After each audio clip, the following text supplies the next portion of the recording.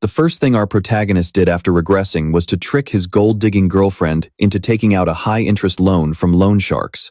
Then, he let the debt collectors deal with her, all because the apocalypse is set to strike in just 1 month. Global temperatures will skyrocket to over 80 degrees, causing every living creature to mutate. 90% of humanity will die from the extreme heat, and the survivors will slaughter each other, just to fight over supplies. In his past life, he had hoarded enough supplies to last a lifetime, but just to keep his ungrateful girlfriend fed, he starved himself so she could eat. But she betrayed him for some big rich guy, and in the end, they brutally killed him. This time around, he swore he would never be a simp again. On May 10th, 2030, at Luocheng Pedestrian Street, the story begins at a seemingly ordinary moment that would become the turning point of his entire destiny. Standing right in front of the Yangfan Management Company, the air inside the office was thick with cigarette smoke. Zhang Yang, a name that made the entire Luocheng underworld tremble, slowly lowered his head and flicked his lighter. The small flame lit up eyes that were terrifyingly cold.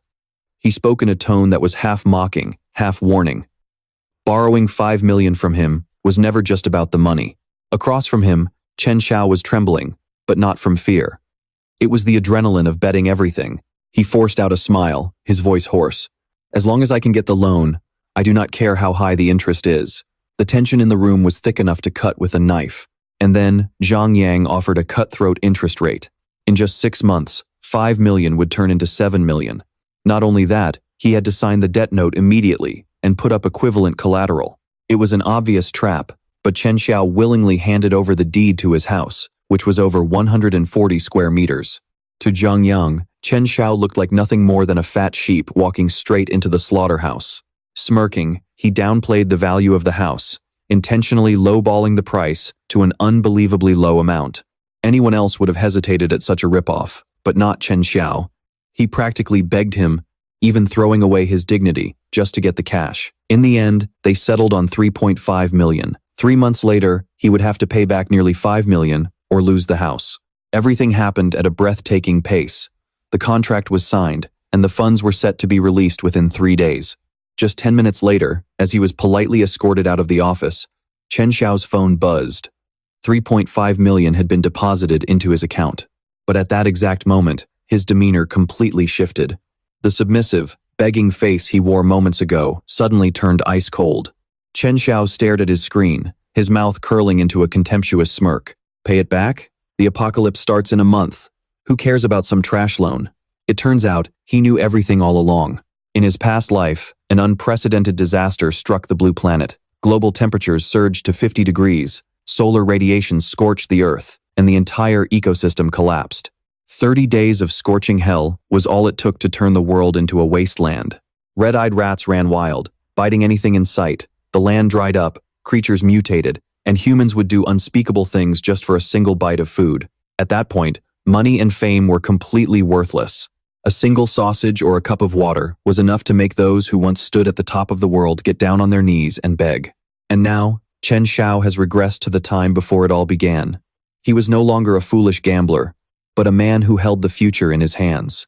Meanwhile, back in the office, Zhang Yang was laughing triumphantly, thinking he had just reeled in a massive catch. He was even planning to lure Chen Xiao into a casino to strip him of his house, his money, and his dignity. Little did he know, he was the one being played. As dusk fell over Luocheng, the city was bathed in a gloomy golden light. Standing in the middle of the bustling street, Chen Xiao stared at his bank balance, unable to hide his excitement. He chuckled, whispering to himself, "In just 1 day, I'm going to drain every single loan shark in Luocheng. Once this money is in my hands, they can forget about ever getting it back." He was no longer the prey. He was the predator. The world was about to collapse, and society's rules were about to vanish forever. In the short time he had left, Chen Xiao had only one goal: preparation. Hoarding enough supplies to survive, and making sure he would never face the same gruesome death again. His train of thought was cut short when his eyes landed on a luxury item displayed in a storefront window. It was something he used to think was too expensive to buy for himself, even though he had spent a fortune trying to please others in the past.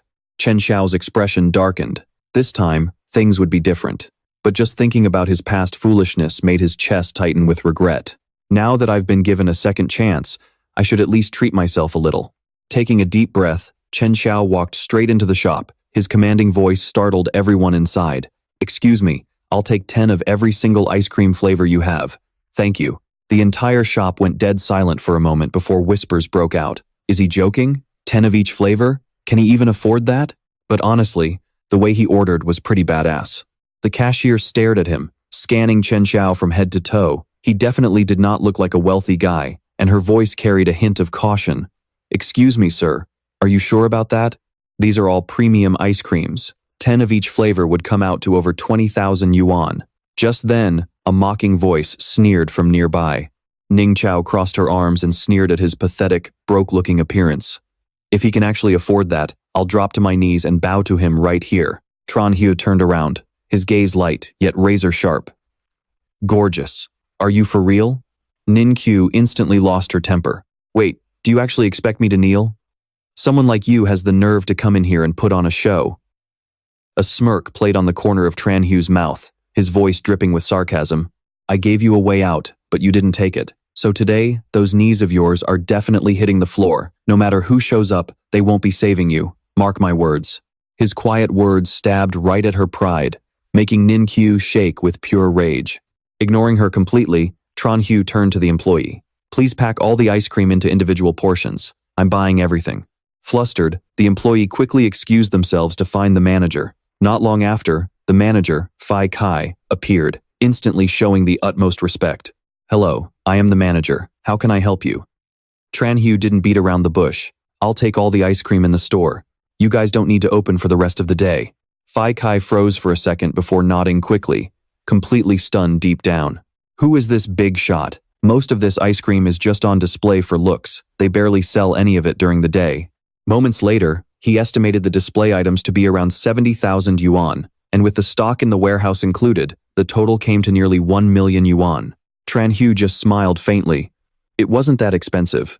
In his mind, he thought about the impending apocalypse. Having a stockpile of ice cream at home wouldn't be bad at all. He transferred a deposit of 30,000 yuan, gave them the delivery address, and requested the entire inventory to be shipped there. Fai Kai agreed immediately, his attitude becoming even more eager. Out of nowhere, Tran Hu turned around and said in a loud, clear voice, "Ladies, whatever you want to eat today, go ahead and grab it. It's all on me." The entire store erupted into cheers.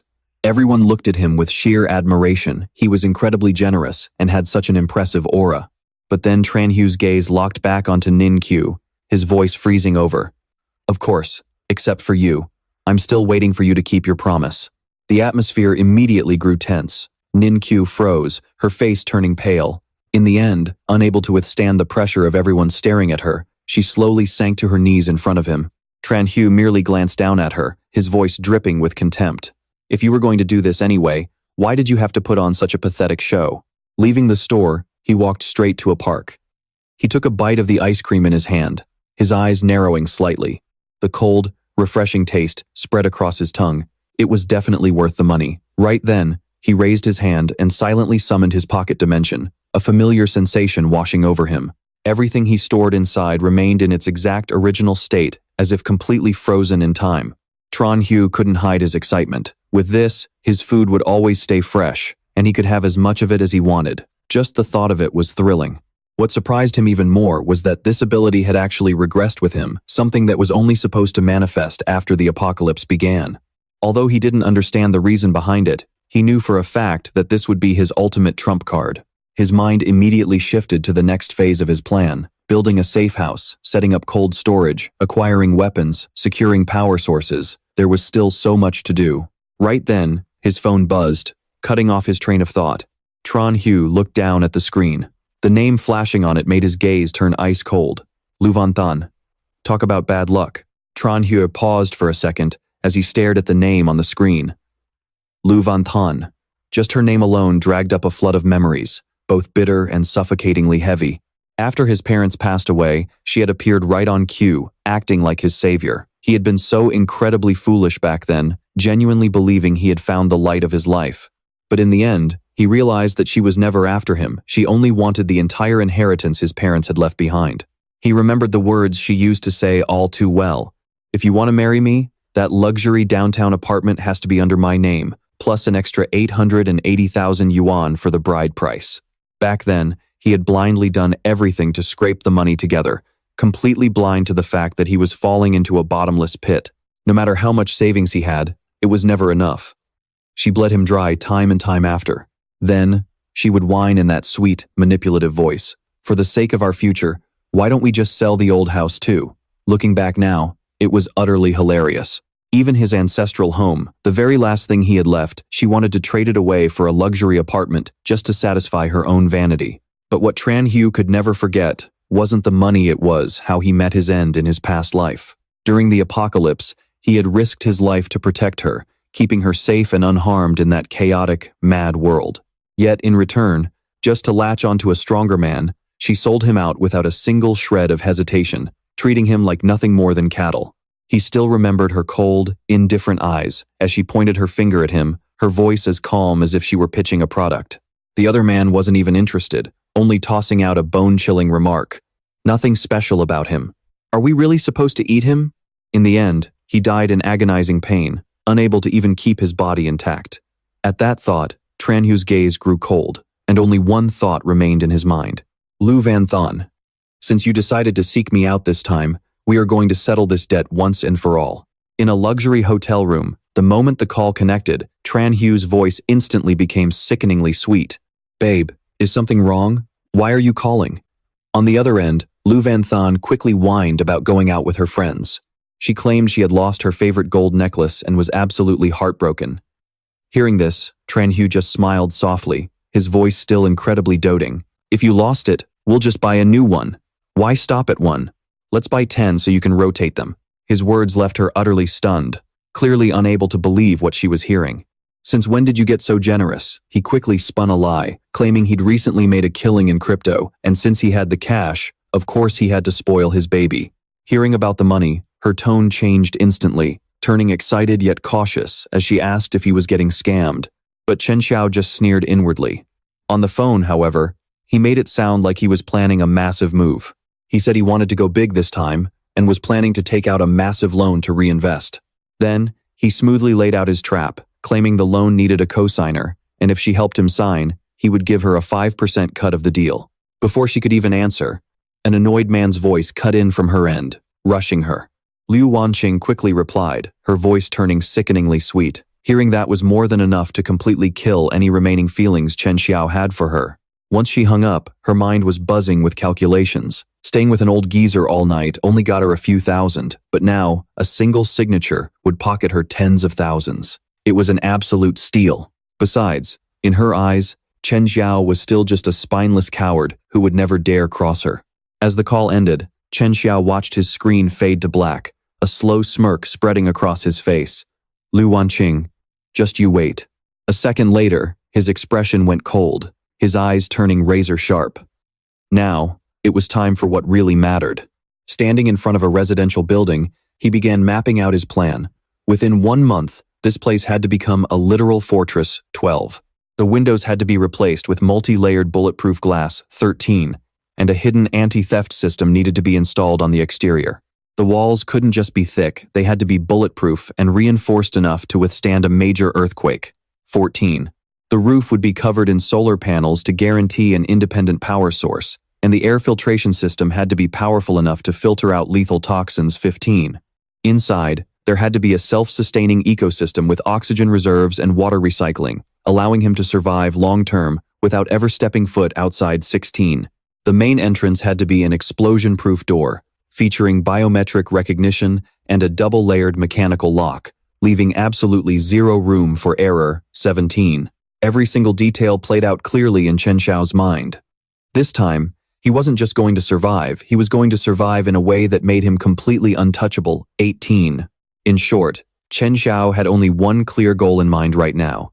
Turn this place into an absolute fortress within 1 month, 19. A home that wasn't just highly secure, but one that could sustain life under the most extreme conditions imaginable, 20.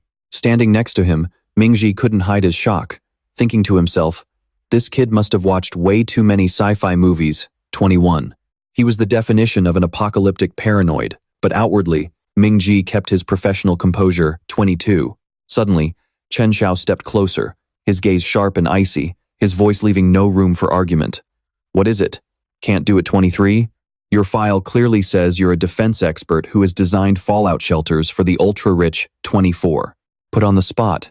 Mingji stammered nervously. Well, these requirements are highly specific and extremely high-end. The real issue is the budget, 25.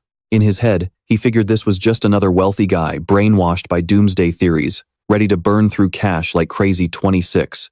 But at that exact moment, Chen Xiao raised his phone and said flatly, a 1 to million down payment. You just quote me the rest. 27. Mingji froze, his heart pounding. A thought flashed in his mind. I've hit the jackpot. This single job could change my life forever. 28. Chen Xiao lowered his voice, but every word carried a heavy, threatening weight. I only care about one thing. Quality. The materials must be top tier, and the construction must be flawless. 29. There can be absolutely no flaws during the final inspection. Mingzi immediately nodded like a maniac, promising everything would be as solid as a fortress, while already scheming in his head about how much cash he could pocket from this deal. 30. Chen Xiao only offered a faint smirk, completely indifferent to how the man handled the construction. 31. After all, once the apocalypse actually hits, who's going to be alive to collect the rest of the money anyway? 32. With the fortress plans underway, the next step was securing supplies. Getting medicine, food, and daily essentials wasn't hard, but what he was truly concerned about was something else entirely. 33. In a post-apocalyptic world, the most terrifying threat was never natural disasters. It was human beings once society lost all order. 34. When that time comes, only the strong have the right to survive. Melee weapons were easy enough to get, he could just grab them from a local hardware store. 35. But firearms, the kind of weapons that could deliver a fatal blow, were the hardest to acquire. With that in mind, Chen Xiao opened his phone and a text message popped up. 36. Legit inventory, secure and confidential channels. We have things you can't even imagine.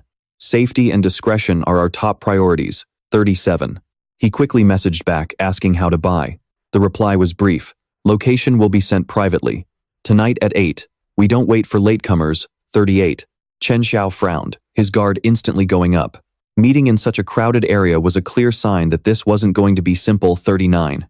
Just then, a sudden rush of heavy footsteps from behind shattered his train of thought. 40. Several men were running and shouting in sheer rage. Stop! Stop right there! Their voices were hostile, sounding like they wanted to tear their target limb from limb.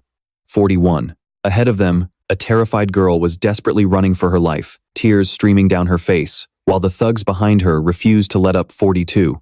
You dare pull a scam on my turf and think you can get away? The girl turned around. Her eyes filled with absolute despair as she cried out for help. Please! Someone save me! 43! Chen Xiao froze, his gaze instantly locking onto her face, a wave of shock washing over him. 44. It was her. Li Yu. Why on earth was she here? 45. The thugs had Lai Du pinned down, grabbing her tightly. Her entire body was trembling, she had clearly been beaten badly, and she could barely stand from the sheer pain. Tran Hu's eyes narrowed instantly. A familiar name flashed in his mind. Lai Du, the star student and ultimate goddess back in the day, the dream girl of every guy in class. He closed his eyes for a brief second, as if weighing his options. Nearby, Lok Ka gritted his teeth and snarled, hand over the cash right now, or you are not leaving here alive. Next to him, Thu Thu let out a sleazy smirk.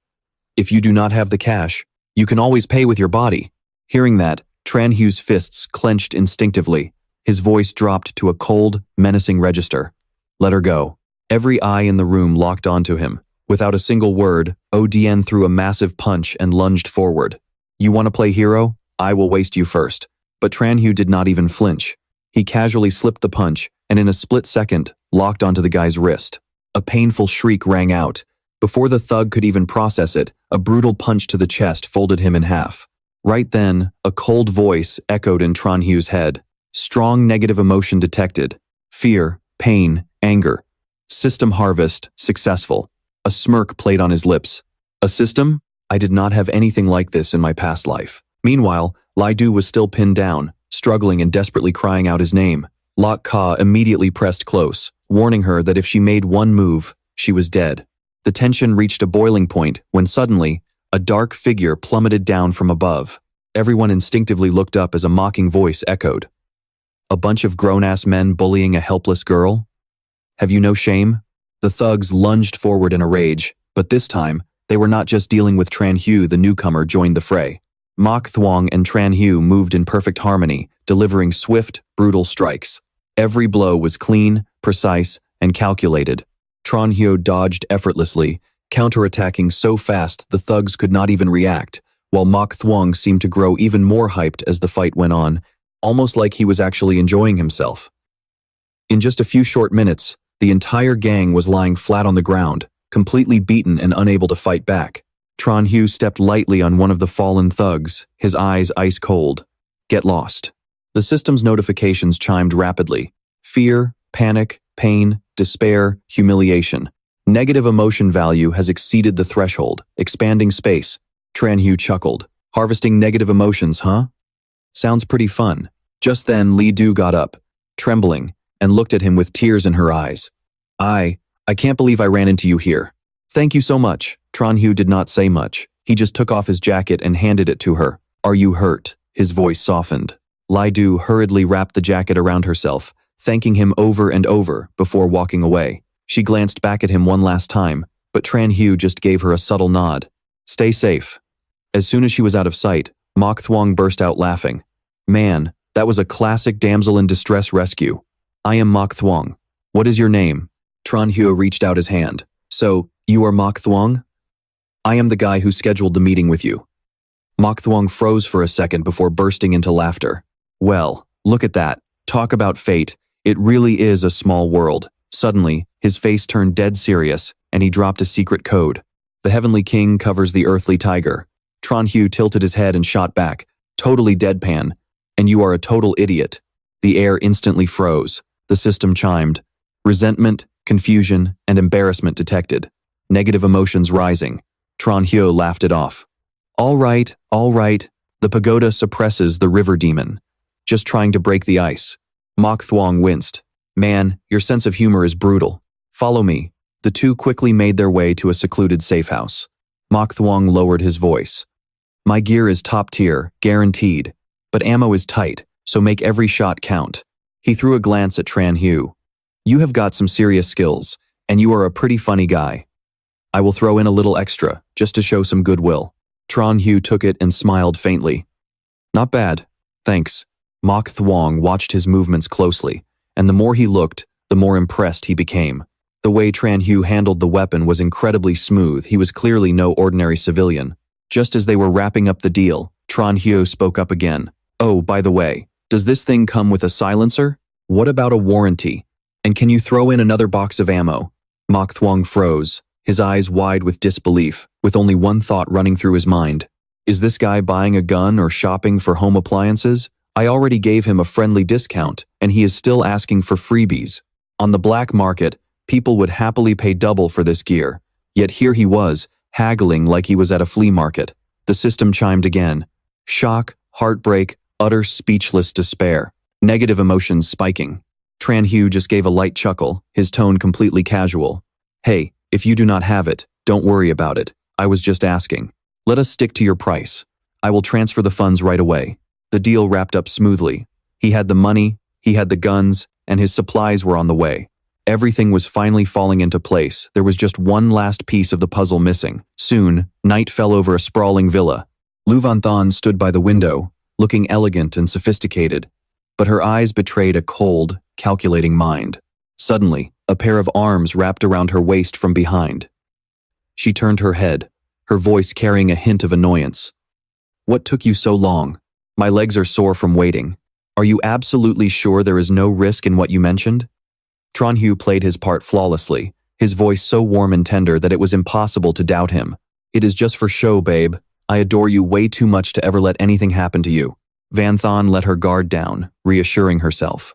This guy was so hopelessly obsessed with her that he had once almost sold his own blood just to buy her gifts. He was practically begging to be with her. There was no way he would dare trick her. Meanwhile, Truong Duong watched the scene from a distance, letting out a quiet chuckle, his voice dripping with hidden meaning. Miss Lu is incredibly straightforward, and her signature is quite beautiful. He smiled to himself, thinking, just sign it. Once she signs, the entire debt transfers to her. When she can't pay it back, everything she owns will fall right into his hands. His gaze locked onto her with unfiltered greed. When the time came, he wouldn't just take her money, he could use her very body as a bargaining chip. Meanwhile, Hugh stood there, looking completely indifferent, but his heart was ice cold. Go ahead, sign it. Your own greed is going to help me complete my final step. The funding for his panic room was finally secured. Things were going even smoother than he had hoped. Everything was falling into place so fast, it was almost terrifying. Over on the other side, the contractor quickly called to give an update, his voice brimming with confidence, assuring him that all materials met the highest military standards. Fully insulated, soundproofed, blast-proof, and drill-resistant, designed to withstand extreme impacts and practically indestructible. Hugh listened and simply nodded, a spark of satisfaction in his eyes. Perfect. That's exactly what I need. As his preparations neared completion, strange anomalies began to surface in the outside world. On the TV screen, the Weather Channel blared urgent alerts, warning everyone of unprecedented, extreme solar activity. Global temperatures were projected to skyrocket, bringing prolonged extreme weather. Many regions were expected to shatter historical records, and citizens were strongly advised to prepare. Hugh slowly raised his head. Holding his gun, he stared out into the distance, his voice dropping to a low whisper. It's finally starting. A completely different aura radiated from him. He was no longer the desperate gambler backed into a corner, but a man fully prepared for the end of the world. His gaze shifted, turning cold and resolute as he looked up at the sky. There, looming before him, was a blood-red sun, signaling the beginning of the end. The news anchor's voice grew increasingly tense, far more serious than usual, as they reported on the devastating effects of the massive solar storm. Earth's ionosphere is experiencing severe disruptions, triggering widespread and extreme heat waves. Daytime temperatures are projected to reach 45 degrees Celsius, and residents are strongly advised to stay indoors unless absolutely necessary. Hugh stood silently watching the broadcast, his eyes narrowing. He knew the heat was rising, but this was merely the prelude. Before long, the scorching sun blanketed the entire city like a massive, stifling net. The air was so thick and humid that even breathing felt like a chore.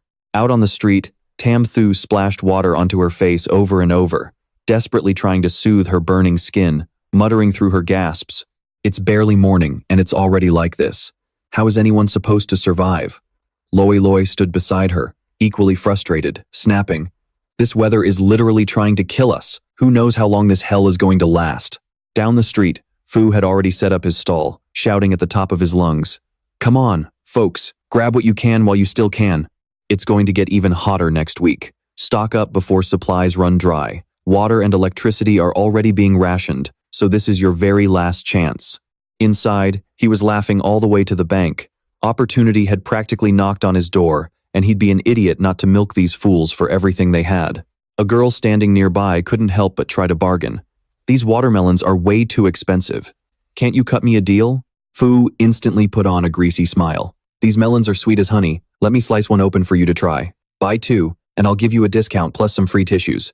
His voice sounded friendly enough, but his eyes were dripping with sleazy intent. He even leaned in, whispering something so inappropriate that Tam Thu immediately recoiled, stammering, I'll just take one, that's it. But Fu wouldn't let her off that easily.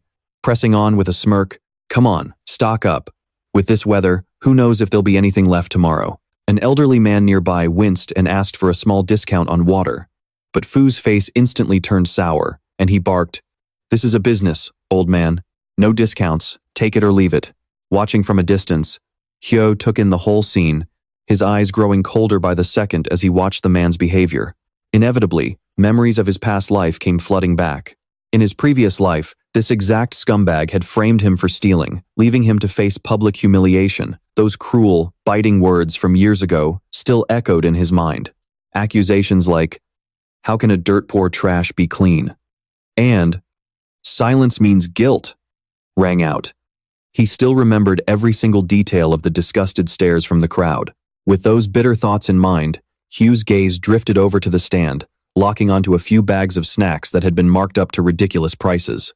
He slowly walked up, his voice calm but dripping with sarcasm.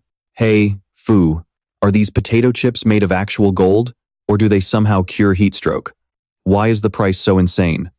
Fu whirled around, his face instantly twisting in annoyance as a wave of irritation washed over him. A system notification chimed in Hugh's mind. Negative emotion detected. Disgust +3. Fu instantly lost his temper. Scram. If you can't afford it, keep your filthy hands off. If you ruin them, do you even have the money to pay for it? The system pinged again, noting his skyrocketing anger. Hugh merely tilted his head, his expression completely tranquil, though his next words were designed to sting even deeper. Hoarding this much stock. Do you actually sleep well at night? You'd better watch out, or someone might just drop by for an uninvited visit. Hearing that, Fu froze. He realized that tone wasn't just playful, teasing, there was a dark, chilling threat laced beneath it that made a shiver run down his spine. Fu exploded, his face turning bright red as he snapped, "Who the hell are you threatening? Do you want me to beat the living crap out of you right now? You freak, has the heat finally fried your brain?" Hugh only offered a soft chuckle, his voice remaining cool and entirely unbothered. "Calm down, Fu. Tell me, have you been dealing with insomnia, nightmares, aching in your back and knees, night sweats, and feeling completely drained lately?" Dai-Fu paused for a moment, unconsciously muttering, "Well, that actually is true." His mind started to waver. Could there really be some bad feng shui in his warehouse? Seeing that he had taken the bait, Tran Hue stepped closer, lowering his voice. "I told you, you've got a dark shadow hanging over your head." With that, he patted him hard on the back, his eyes seeming to see right through him. A sly smirk crept onto his face, the classic look of a con artist. Dai-Fu immediately lost it, barking back, "You're the con artist. Your whole family is. Get lost." Tran Hue didn't bother arguing. He just turned and walked away. But before leaving, he tossed a casual remark over his shoulder. "Take care of yourself, Mr. Lai. Getting angry is bad for your health, especially with your condition. Keep this up, and you might not be around much longer." A coin dropped onto the ground with a sharp clink, as if marking the end of the conversation. Right then, the system in his head chimed. Extreme negative emotions detected. Anger +20. Night quickly blanketed the city. Under the dim streetlights, stray dogs roamed the shadows, scavenging for food. Tran Hue stood alone, his eyes cold. He quietly thought to himself, "In my past life, I endured their oppression, letting them humiliate me without ever fighting back. But this life is going to be different. I will take back everything I lost with interest." Lost in thought, he suddenly found himself standing in front of Dai-Fu's store. A smirk played on his lips. Perfect. The system had mentioned he could expand his storage space, and the negative emotions he just farmed from that guy were the perfect amount. Instantly, the system responded. 20 negative emotion points consumed. Storage space successfully expanded by 200 cubic meters. A strange black rift appeared in the palm of Tran Hue's hand, looking as if it would swallow everything around it, as a dark surge of power spread through his body. He could clearly feel the shift. By the time dawn broke, sunlight filtered through the trees, and birds began to chirp on the branches. As usual, Dai-Fu strolled up to his store. But the moment he looked inside, he froze, his eyes widening in sheer shock. He rushed forward and flung the door open, his voice trembling, "What the?" But the words died in his throat. The shelves were completely bare. Not a single item was left, as if everything had evaporated overnight. His face drained of color, instantly giving way to pure panic. "Where is my stock? Who did this? Who the hell did this?" Clutching his head, he screamed like a madman, his emotions boiling over. Meanwhile, the system's notifications chimed steadily, negative emotions surging rapidly. Elsewhere, Tran Hue sat comfortably. He popped open a soda, took a sip, and calmly watched the scene unfold on his screen. His lips curled into a smirk, as if enjoying a show he had perfectly orchestrated. Back at the store, Dai-Fu had completely broken down, wailing in the middle of his empty shop. "Who did this? Who dared to steal my stock? Show yourself." His hoarse voice cracked with rage and despair. A crowd gathered, gossiping among themselves. Cleaned out in a single night? Or did he stage this to hike up his prices? Now the local market is empty. How are we supposed to survive? Someone lowered their voice and whispered, "I saw a dark shadow sneak in last night. You don't think it was a ghost, do you?" At the mention of a ghost, Dai-Fu whipped his head around, his face freezing up. A ghost? No way. In Tran Hue's mind, the system kept chiming as anger, fear, and suspicion skyrocketed, bringing a satisfied smirk to his face. Talk about a steady source of energy. He stood off to the side, casually tearing open a bag of potato chips and eating them like nothing was wrong, before suddenly raising his voice. "Man, these are delicious." The moment those words left his mouth, Dai-Fu's eyes locked onto the bag of chips in his hand, his expression twisting. Those were clearly his chips. He lunged forward, grabbing Tran Hu's wrist as his voice shook with rage. Where did you get these? You stole my stock, and you have the nerve to eat them right in front of me? Tran Hu glanced down at him, his gaze turning icy as his voice dropped. Mr. Lai, getting physical ruins the fun. Do you have any proof? You can't just throw wild accusations around. He even smirked. Your store really got cleaned out, huh? Not a single bite left. Tell you what, how about I share half of this bag with you? This pushed Dai Fu over the edge. He gnashed his teeth, his suspicion hardening into absolute certainty. Yesterday he cursed me. Today my stock is gone, and now he's standing here eating chips. If it's not him, who else could it be? Resolved to pin it on him, he refused to let go. Even if he couldn't find solid proof, he was determined to squeeze something out of him to cover his losses. The system immediately reported a massive spike in anger. Tran Hu turned to the crowd, his voice calm but highly persuasive. It's not like he's the only one who sells potato chips around here. Everyone, look at this. He loses his own stock and then turns around to blame me? The crowd erupted into whispers. Someone nodded. Exactly. Yesterday he complained about high prices, and today this happens? Who would believe that coincidence? Dai Fu started to fluster, but he tried to maintain his stubborn stance. Seeing this, Tran Hu cornered him even further. If you don't believe me, go search my house. If you find your stuff, I'll pay you back 10 times over. But if you don't, that generator in the back of your shop belongs to me. The crowd buzzed at the bet. Dai Fu gritted his teeth and nodded. Fine, let's search. Let's see how long you can keep up this act. But the moment he stepped into Tran Hu's house, he was completely dumbfounded. Expensive suits hung neatly in the closet. The fridge was packed with food, and a safe loaded with gold bars was lined up perfectly. Every single thing made his jaw drop. The more he searched, the more shocked he became, with only one question running through his head. When the hell did this guy get so rich? Tran Hu stood to one side, his voice dripping with indifference. Done checking yet? Or do you want to rip up the floorboards and look under there too? Dai Fu panicked, quickly spinning around to make a run for it. No need, I will go ask somewhere else. The system chimed, reporting his confusion points were shooting up. But Tran Hu grabbed him instantly, his calm voice carrying an oppressive weight. We already agreed on the generator. Everyone here heard it, so you are not planning on backing out now, are you? Dai Fu forced an awkward laugh, trying to brush it off. What generator? Come on, it is a minor misunderstanding. No need to blow things out of proportion. Tran Hu sneered. When you were busy framing me, why did you not call it a minor issue then? The crowd immediately turned on him, whispering sarcastically about how a liar like him deserved to get robbed in the first place. Backed into a corner, Dai Fu snapped. He lunged forward with a wild punch, but in the blink of an eye, Tran Hu blocked it, taking him down with a single, brutal blow that left him writhing on the ground in agony. The system chimed rapidly as his pain levels spiked. Clutching his stomach, Dai Fu went pale, left with nothing but uncontrollable trembling. I will give it to you. I will give it to you right now. Tran Hu looked down at him, his voice low and freezing cold. Hurry up. Once the temperature spikes, you will not even be able to step outside. Power rationing starts in a few days, and without a generator, how do you expect to survive? Those words stabbed straight into his deepest fears. Instantly, the system exploded with alerts as his humiliation, pain, and terror peaked. Before long, the crowd dispersed, and a quiet stillness returned to the villa. A few minutes passed, and Tran Hu's phone began to vibrate, displaying a very familiar name on the screen, Lu Van Thon. He stared at the screen for a moment, before finally picking up. Instantly, an anxious yet frustrated voice blared from the other end. Tran Hu, someone has been tailing me the past few days, and they look like loan sharks. Did you not tell me all I had to do was sign my name once? Why on earth are they stalking me? Tran Hu smirked, his eyes turning cold as ice, though his voice remained as sweet and gentle as ever. Babe, they are probably just verifying some information. Do not scare yourself. I am right here with you. Everything is going to be fine. In his mind, he was laughing. The prey had finally taken the bait, and this was only the beginning. On the other end, Lu Van Thon was losing her cool entirely, her voice sharp with suspicion. Tran Hu, tell me the truth. Why are thugs from the Dahai gang looking for me?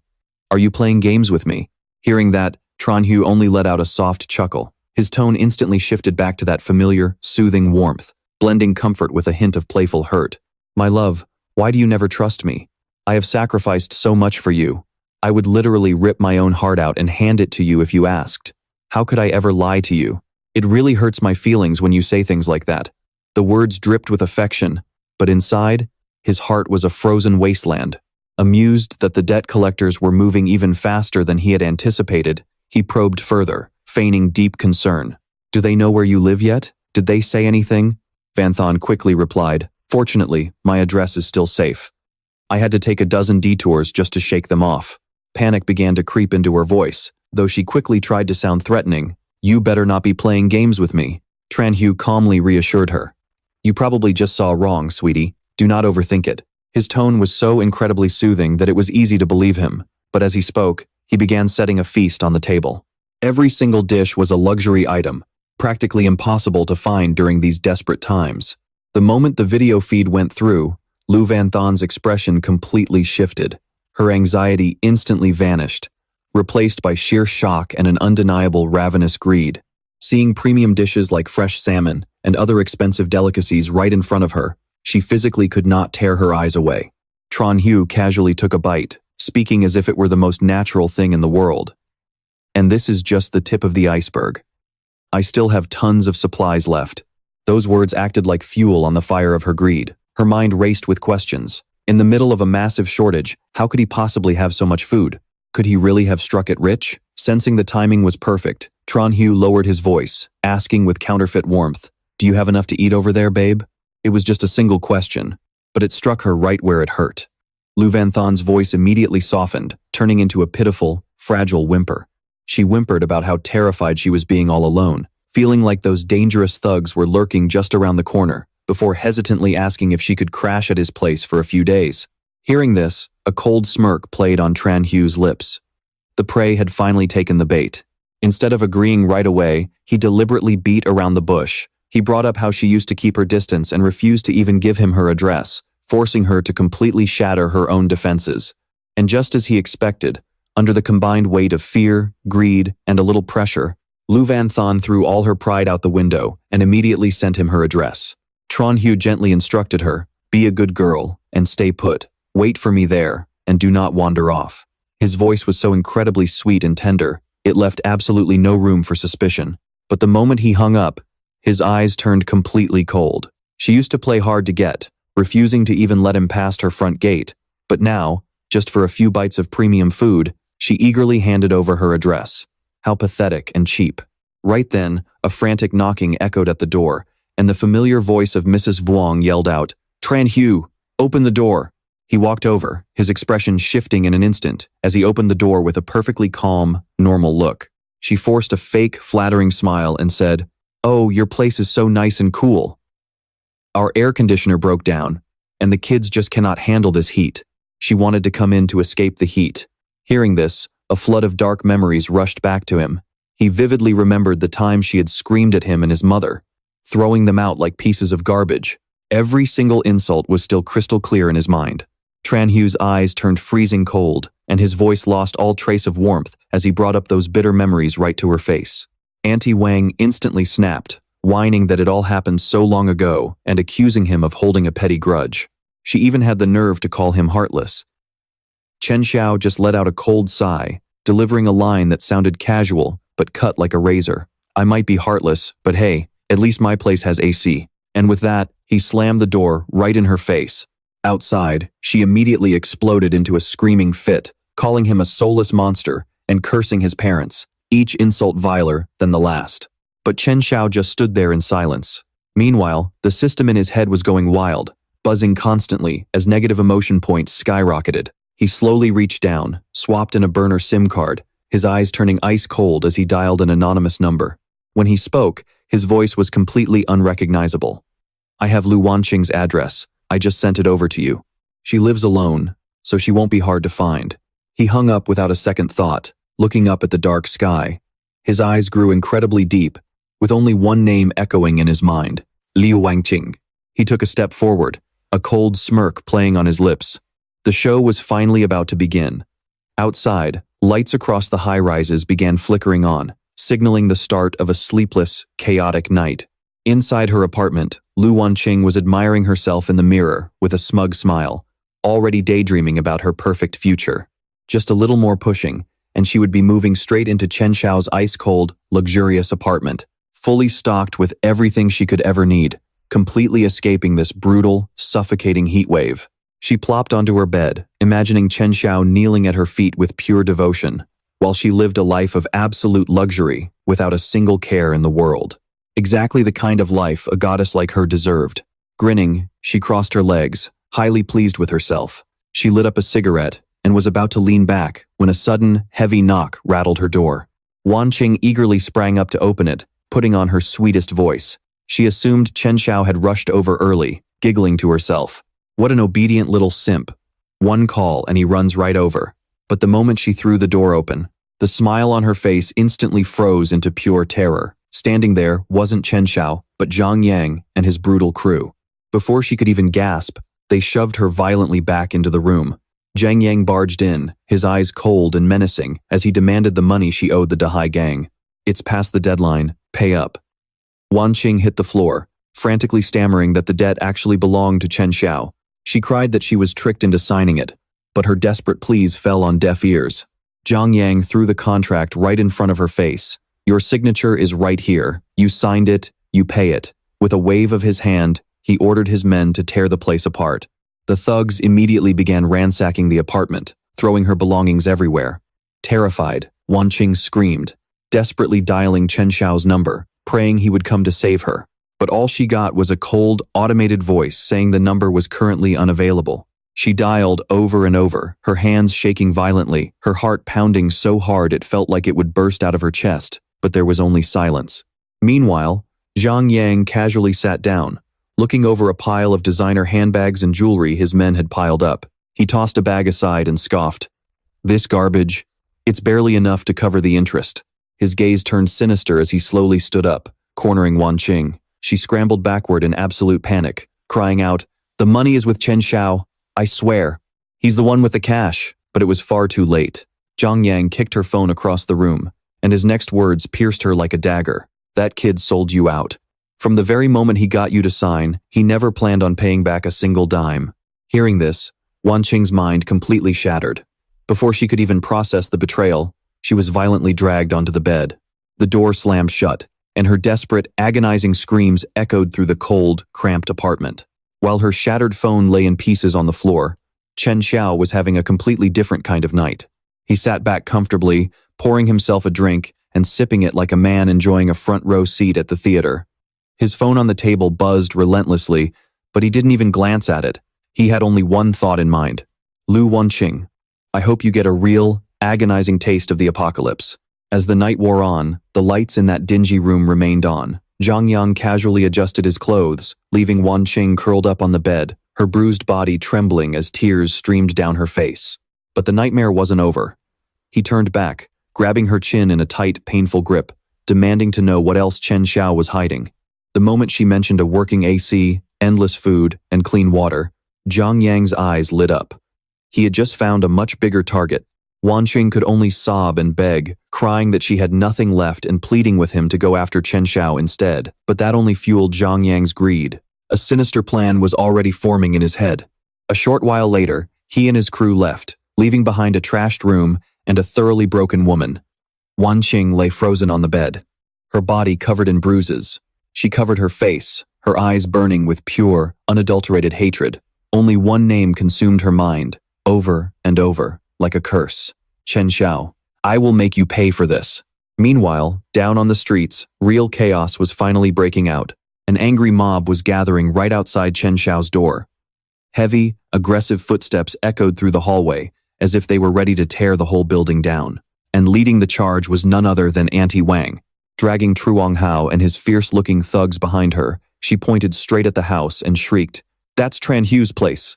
He keeps his AC blasting all day long, eating like a king, yet he's so stingy he won't even give anyone a single drop of water." Her voice was dripping with resentment, as if she wanted to dump all her frustration and anger right onto his head. Truong Hao scoffed when he heard that, his voice rough.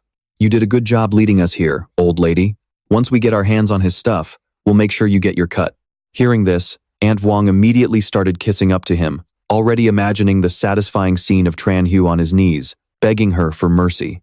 The more she thought about it, the more thrilled she became, confident that this time he'd have absolutely no way out. Before long, the whole gang had completely surrounded the front gate. Looking at the heavily fortified house, Truong Hao couldn't help but be impressed. muttering that this kid really knew how to live in luxury. He then ordered his men to break down the door. One of his thugs charged forward aggressively, but the moment he stepped across the threshold, a bright light flashed beneath his feet. A powerful surge of electricity immediately shot straight through him, sending his body into violent convulsions before he collapsed. Two guys behind him, having no idea what was happening, rushed over to pull him up, only for all three of them to end up getting zapped together. Their blood-curdling screams for help left the rest of the gang completely frozen in terror. Right at that moment, speakers on the roof started blaring. Upbeat, cheerful music played, sounding incredibly loud and mockingly playful. While the guys on the ground were still getting shocked repeatedly, the rest of the crowd finally started to panic. Truong Hao cursed out loud, realizing that this was an electrified defense system. Inside the house, Tran Hu sat in front of his monitors, holding a microphone and speaking as if nothing had happened, even joking that their luck wasn't half bad to hit the jackpot right after arriving. His words were casual, but they choked the crowd outside with sheer rage. Truong Hao screamed, demanding his money, while Aunt Vuong chimed in with curses, accusing him of living like a king instead of paying off his debts, even bringing his parents into it. But the only response they got was the sight of Tran Hu casually eating ice cream, his eyes completely unfazed. He slowly replied, "This house is more than enough to cover any debt. As for Lu Van Than's share, go find her yourself. It has nothing to do with me." His response made Truong Hao even more irritated. Deep down, Truong Hao knew that supplies were the only thing that mattered now, but he still tried to keep up his aggressive tone. Tran Hu then gave them a calm warning, saying, "If you know what's good for you, get lost while I'm still in a good mood. Otherwise, the consequences are only going to get worse." With that, he pressed a red button on the desk. The electrical current instantly intensified, and the guys still trapped by the front gate screamed themselves hoarse, unable to bear the excruciating pain. Inside his head, the system chimed, repeatedly notifying him of a massive spike in negative emotions. In the end, Truong Hao had no choice but to order a retreat. The crowd scrambled to get away. Before leaving, they turned back to threaten him, claiming the Dai Hai gang wouldn't let this slide, but the sheer terror in their eyes said otherwise. Aunt Vuong stood nearby, practically paralyzed, staring at the house as if she were looking at a terrifying monster. By that afternoon, the outdoor temperature had soared past 50 degrees. The air was so scorching hot it felt like a furnace. Meanwhile, inside Tran Hu's house, it was cool and comfortable. He sat on the sofa, eating and drinking to his heart's content, muttering to himself, "Ah, this is the life." On the television, news reports were constantly broadcasting warnings about heatstroke deaths, advising everyone to stay indoors. But none of that seemed to have anything to do with him. Just then, his phone on the table began to vibrate incessantly. A flood of messages from the neighbors started pouring in, ranging from guilt-tripping to outright cursing, calling him heartless for keeping his AC running and hoarding food without helping anyone else. But Tran Hu only took a quick glance, coldly sipping his water while scrolling through the texts as if he couldn't care less. In his head, the system chimed again. The negative emotions from the surrounding area were surging, with envy and fury constantly stacking up. The total value exceeded the threshold, and the reward was being activated. Inside his house, Tran Hu opened his massive refrigerator, which was packed to the brim with fresh food, fruits, meats, and fish of all kinds. Just one look was enough to know this was the ultimate lifeline in the apocalypse. He casually snapped a photo with his phone and sent it straight to the neighborhood group chat, adding a nonchalant message. "I still have plenty of supplies left. Speak up if you need some." Within seconds of sending the message, the chat exploded with spam. Some begged for fruit, some asked for water, others pleaded, and some even tried to act friendly, as if nothing had ever happened. But Tran Hu simply recorded a voice message, his tone growing a few degrees colder. "I'm not running a charity. If you want something, bring something of equal value to trade. If you don't have anything, don't bother asking." The moment the message sent, the atmosphere shifted instantly. The desperate pleas instantly turned into bitter curses, with people calling him selfish and heartless, and some even wishing for his early death. Some went as far as to threaten that if they starved to death, they would make sure he wouldn't live in peace either. Tran Hu just glanced at it and tossed his phone aside, leaning back onto the sofa as if all of it were nothing but background noise. Right then, the system chimed. "Negative emotion value has reached the limit. Skill upgraded. Basic space cleave. Can create tears in the air, cutting through anything within a 3-meter range." Hearing this, he immediately sprang up, his eyes flashing with curiosity. Spotting an apple on the table, he decided to test it out. With just a gentle wave of his hand, the apple was sliced perfectly in half. He couldn't help but chuckle. Now this is actually pretty interesting. Night fell, and on the main road, a red car sped like the wind before screeching to a halt in front of the apartment complex. The door opened, and a pair of feet in red heels stepped out. Lu Van Thon appeared, wearing a seductive black dress, with 2 bodyguards following close behind her from the car. Truong Duong was casually smoking a cigarette, his cold gaze staring out into the night. He stepped down and asked Trong Hao if he was absolutely sure Tran Hu was here, casually wrapping his arm around Van Thon's waist. In a mocking tone, he asked if she still missed her ex. But she just smiled faintly, saying he was the only one in her heart now. To her, Tran Hu was nothing but a useless loser, though deep in her eyes, a burning hatred lingered, waiting for the perfect moment to strike. Right then, Li Daifu and another young guy ran over from across the street, begging to join them. They said they would gladly block the escape route if Tran Hu tried to run, as long as they got a share of the supplies.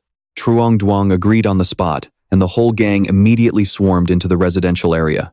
Along the way, pure chaos unfolded before their eyes. People were desperately fighting over every scrap of food, while Truong Duong's gang openly plundered everything in sight. They even busted into Daifu's own home, dragging his belongings out. He screamed in panic, but absolutely no one cared. Only then did he realize he had made a terrible mistake, but it was already too late. Shortly after, the gang completely surrounded Tran Hu's house, the tension in the air thick enough to cut with a knife. Suddenly, a chair came flying straight out of the house. Next, Tran Hu walked out, still holding his food. He casually sat down, acting as if nothing was wrong, and asked what they wanted. His incredibly laid-back attitude was downright infuriating. Truong Duong frowned, offering to spare his life if he handed over the supplies. But Tran Hu only gave a cold reply. It is extremely rude to interrupt someone while they are eating. The moment those words left his mouth, Truong Duong flew into a rage and ordered an attack. His lackeys charged, but Tran Hu dodged their blows with effortless grace, striking back swiftly and decisively as he took them down one by one. Only when an axe nearly grazed his head did he frown slightly, thinking to himself that it was time to put his new skill to use. Right at that moment, an object flew into the middle of the fight, exploding into a thick cloud of tear gas and sending everyone into violent coughing fits. Truong Duong immediately recognized it as a tear gas grenade. Suspecting Tran Hu had backup, he ordered a retreat. As Tran Hu stood calmly amidst the smoke, a familiar voice suddenly echoed from behind, teasing that he sure knew how to cause trouble, though his combat skills were not half bad. Tran Hu turned around and recognized the newcomer. Mok Thuong was tossing the canister he had just thrown up and down, laughing as he said that if Tran Hu ever needed guns, he still had some top-tier gear. The moment Mok Thuong took a bottle of cold water from Tran Hu, his eyes lit up. In this scorching hot weather, having an ice-cold drink was an absolute luxury. He grinned and said that Tran Hu was living the good life. Tran Hu did not beat around the bush and straight up asked why he was here, since this was not his usual turf. Mok Thuong did not hide anything either, explaining, "Lately, Lu Haifeng's gang has been constantly trying to steal his business. He had been tracking them for a few days, and when he saw them heading this way, he followed, never expecting their target would be Tran Hu." Saying this, his eyes darted around as he lowered his voice, remarking that with supplies being so scarce for so long, there was no way Tran Hu could keep his place fully stocked without some special tricks. The remark made Tran Hu freeze. His eyes turned cold as he stared back, asking what exactly he was trying to say. Mok Thuong immediately waved his hands, leaning in to explain that he was not trying to pry, he just wanted to team up. He knew Lu Haifeng was hoarding a massive amount of clean water. He wanted to join forces with Tran Hu to seize that supply, store it at Tran Hu's place, and then handle the distribution himself, since he had connections on the black market. Hearing this, Tran Hu weighed his options. With temperatures skyrocketing, water was indeed the most valuable resource. So he nodded, but immediately demanded a 90-10 profit split, making Mok Thuong turn pale, as he cried out that he would rather go commit highway robbery instead. The system instantly notified him of a massive spike in shock points. Tran Hu turned away, as if he had no interest in negotiating further. Mok Thuong quickly held him back, bargaining for an 80-20 split, which Tran Hu finally reluctantly accepted. In exchange, Tran Hu got first pick of the goods before the rest was put up for sale. With the deal locked in, they moved on to the plan, starting with mapping out the layout of the stronghold. Looking down from a high vantage point, Lu Haifeng's base came clearly into view. At the front was the trading zone, where people exchanged money or goods for water, completely surrounded by armed guards. In another corner, several girls were being forced to entertain guests. Van Thon was among them, wearing a red dress with a face full of anxiety. Further back was the water storage area, though its exact location remained unknown. Tran Hu decided to infiltrate the base himself. He told Mok Thuong to cause a distraction outside. Once he gave the signal, brushed off the question of how he would carry the water, and immediately made his move. After disguising himself as a guard, Tran Hu walked around the facility but was quickly met with suspicion. A guard stopped him and demanded his papers. He calmly handed over a fake ID, claiming he was sent to inventory the water, but the guard was not buying it. As soon as the man placed a hand on his shoulder, Tran Hu recalled his new skill. Space slash. He instantly swung his arm, and an invisible blade sliced through the guard's neck. Blood sprayed everywhere as the man collapsed on the spot. The system notified him of a massive surge in negative emotions, and the commotion immediately drew attention. Another guard rushed in, firing blindly, but Tran Hu effortlessly dodged the bullets and struck back. A single slash sliced the opponent clean in half. The gruesome sight sent the bystanders into a frenzy of panic. The system kept racking up points for fear and despair. As more and more guards flooded the area, Tran Hu was forced to slip into the shadows to wait for the right moment. Just then, a hand suddenly reached out, making him spin around in surprise. It turned out to be Dudu. She signaled for him to stay quiet and quickly pulled him out of sight. As the guards close in, she hurriedly whispers that she was taken here by force. Chen Xiao cuts straight to the chase, demanding to know the exact location of the water storage. Nodding frantically, she explains she knows the layout from being forced to clean it, and instantly devises a plan, hurling a water bucket in the opposite direction to send the guards scrambling. Seizing the perfect opening, she guides Chen Xiao down a blind path, completely clear of any security cameras. The two of them quickly approach the water facility. Once there, he tells her to stay back and hide, while he steps up to the heavy steel door, focusing his energy for a devastating strike. The door cracks and explodes into pieces, sending debris flying everywhere. Before the guards inside can even react, Chen Xiao lunges in like a ghost, his eyes burning with pure bloodlust. In the blink of an eye, he sweeps past with another swift slash, sending their heads rolling. The system alerts immediately start chiming in his head. Shock, terror, and despair explode all at once, signaling that the real massacre has just begun. Outside, Yu waits, her heart racing with anxiety. Chen Xiao has been inside for way too long. As thick smoke starts pouring out, she panics, fearing the worst, and after a brief moment of hesitation, she grits her teeth and rushes inside. The moment she steps in, a silhouette emerges through the dense smoke, heading straight toward her. Survival instincts kick in, and she raises a brick, ready to strike, but just as she is about to swing, she realizes it is Chen Xiao. Still as cold as ever, he simply tells her, "It is done, let us go." In his hand, he now holds a loaded gun.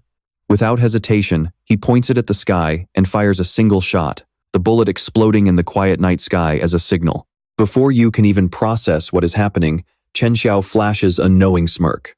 In the distance, Mu Sheng sees the signal and immediately springs into action.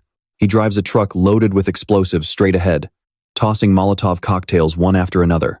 In an instant, the entire base is engulfed in a sea of fire, and screams echo from every corner. Panicked guards scream that there is a fire and scramble to put it out, but it is already too late. Chen Xiao watches from above, his eyes chillingly calm, while Yu quickly takes the lead, saying, "We just need to get through this alley to reach the south gate." But right at that moment, Chen Xiao abruptly stops, his eyes locking onto something ahead. Lu Wanqing stumbles out from the smoke and flames, throwing her arms around him, her voice trembling as she begs him to take her away. She even adds that she will not hold a grudge about him using her name to borrow money, but that only makes Chen Xiao let out a cold laugh. He looks at her as if she were a total stranger, telling her she still does not get the situation. Tears stream down Wanqing's face uncontrollably. She desperately cries out about being forced to entertain guests, beaten, and dragged back every time she tried to escape, her voice thick with utter despair. She begs to stay by his side, willing to do absolutely anything. But Chen Xiao does not waver. His words are ice cold as he reminds her of everything she did, starting from how she looked down on him, from betraying him, to leading people to hunt him down and kill him. The sheer hatred in his eyes makes Wanqing completely break down, Memories of his past life flash in his mind. The brutal torture she personally inflicted on him makes it impossible to ever forgive her. He callously shoves her to the ground, telling her that her acting is as pathetic as ever, then turns around and calls Yu to leave, never looking back once. Behind them, Wanqing screams in pure desperation, vowing that if he will not let her live, then no one will have peace. The system immediately registers that her hatred has reached the absolute limit. Meanwhile, inside the base, the guards discover that the water storage has been completely destroyed. Zhang Yang bursts in, staring at the absolute chaos. A provoking message left by Chen Xiao on the wall drives him insane with rage. Just then, Wanqing drags herself in, sobbing as she makes up a story, claiming Chen Xiao beat her, insulted Zhang Yang, and even planned to slaughter them all. Those instigating words instantly fuel his raging fury. Without a second thought, he orders everyone to hunt them down at the south gate. The night sky hangs heavy with dark clouds, and the air is suffocating, signaling an impending clash. Standing beside Chen Xiao, Mu Shang sneers and says, "Well, we have certainly made a big enough scene." Across from them, Zhang Yang leads a hostile crowd forward, his eyes burning with nothing but murderous intent. Chen Xiao looks at them with pure disdain, tossing out a mocking insult that drives the enemy wild with rage, prompting him to instantly order an attack. But Chen Xiao is already prepared, tossing a spark into the fuel barrels set up beforehand. In the blink of an eye, intense flames erupt, forming a massive wall of fire blocking the way, and the searing heat keeps everyone from advancing. Zhang Yang screams that he will kill him no matter what. The system in Chen Xiao's head chimes again as the hatred level surges, and he simply smiles in satisfaction, whispering a thank you for the massive boost. Right after, the system announces that the points have reached the threshold, unlocking a brand new skill, Spatial Shield. As the chaos finally subsides, the scene shifts to Chen Xiao's heavily fortified house. Inside, the atmosphere is the complete opposite. Mu Shang holds a cold glass of water, constantly praising him, saying, "Brother, you are truly incredible." Springing to his feet, he guesses that Liu Haifeng must be so pissed off right now that he wants to tear the entire base apart. The three of them quickly gather around a hearty hot pot, a rare luxury in this apocalypse. As Yu grabs some food, she softly offers her thanks. Without Chen Xiao, she has no idea how much longer she would have been locked up in that place. Chen Xiao just smiles faintly and says, "We are old classmates. There is no need to be so formal." But Yu shakes her head, saying, "It is not just about being polite. You are the one who made me feel like there is still someone in this world worth trusting." Hearing this, Mu Shang immediately chimes in to tease them. Mu Shang calls this classic hero saves the beauty move absolute perfection, then curiously asks how Chen Xiao managed to clear out an entire water warehouse all by himself. He looks around the house, which is now packed with countless water bottles, still completely shell-shocked. But Chen Xiao just gives a flat reply, saying he has his own ways. Chen Xiao reminds Mu Shang to figure out a safe way to distribute all this water, then turns to ask Yu about her plans after graduation. Her face instantly falls, and her voice cracks as she mentions both of her parents going missing at the same time. The painful memory resurfaces, casting a heavy, suffocating silence over the room. But before she can say another word, all three of them suddenly feel a wave of intense, blistering heat radiating from outside. Looking out the window, the entire street is already engulfed in a sea of fire, with ferocious flames roaring as if they want to swallow everything whole. People below are fleeing in absolute panic, their desperate cries for help echoing everywhere. Looking at the security cameras, Mu Shang instantly realizes this is all Liu Haifeng's doing. He wants to force everyone into a dead end. Yu anxiously asks if they should help, but Chen Xiao just calmly calculates his next move and speaks up. This is a classic moral trap, using innocent people to bind his hands. Too bad for them, he is no longer the weakling he was in his past life. Down below, Zhang Yang is smugly setting fires everywhere. His lackeys keep kissing his boots, saying that even if the massive fire doesn't burn people alive, they'll suffocate to death anyway. He lights a cigarette and sneers. He clearly wants to back Chen Xiao into a corner. As the flames grow more violent by the second, the entire neighborhood practically turns into a living hell. Mu Shang starts warning him that if this keeps up, the heat will penetrate their walls, and even if they don't burn, they'll die from lack of oxygen. But even in this dire situation, Chen Xiao just flashes a calm, relaxed smile. He steps inside, looking like everything is going exactly as planned, and tells himself, since he already knew a scorching apocalypse was coming, How could he not prepare the highest grade fire protection system? Saying this, he presses the activation button. Instantly, a massive sprinkler system roars to life, blasting out powerful torrents of water. The water blankets the entire area. Wherever it hits, the flames are instantly snuffed out. Within moments, the raging sea of fire is visibly suppressed. This mind-blowing sight forces even Zhang Yang to stumble back in utter shock. Inside, Mu Shang stares at the monitor, with his jaw on the floor, unable to believe Chen Xiao actually has military-grade gear like this. You can't hide her utter disbelief either. Meanwhile, standing outside and watching his hard work go up in smoke, Zhang Yang flies into an absolute rage. He immediately orders his men to throw more Molotov cocktails. The fire flares up again, clashing head-on with the water streams. On one side are the wild, raging flames, and on the other is the relentless fire suppression system. Yet, he stubbornly screams at them to keep going. He refuses to believe Chen Xiao has an infinite supply of water. But soon enough, a lackey reports that their fuel is running dry, and that weird white mist coming off the water isn't normal at all. Chen Xiao now stands up high holding a megaphone, his mocking voice echoing down. He asks if Lu Haifeng has had enough fun playing with fire, or if he'd like a nice cold glass of ice water to cool off. This sarcastic jab triggers another massive explosion of rage in the system. Zhang Yang's face contorts with pure rage, but he quickly changes his mind, realizing that simply killing Chen Xiao is not enough. This house is the real jackpot, a perfect shelter that's heavily fortified against fire and completely self-sufficient. Greed glints in his eyes. Since a frontal assault failed and burning it down didn't work, he decides to play his final, dirtiest card.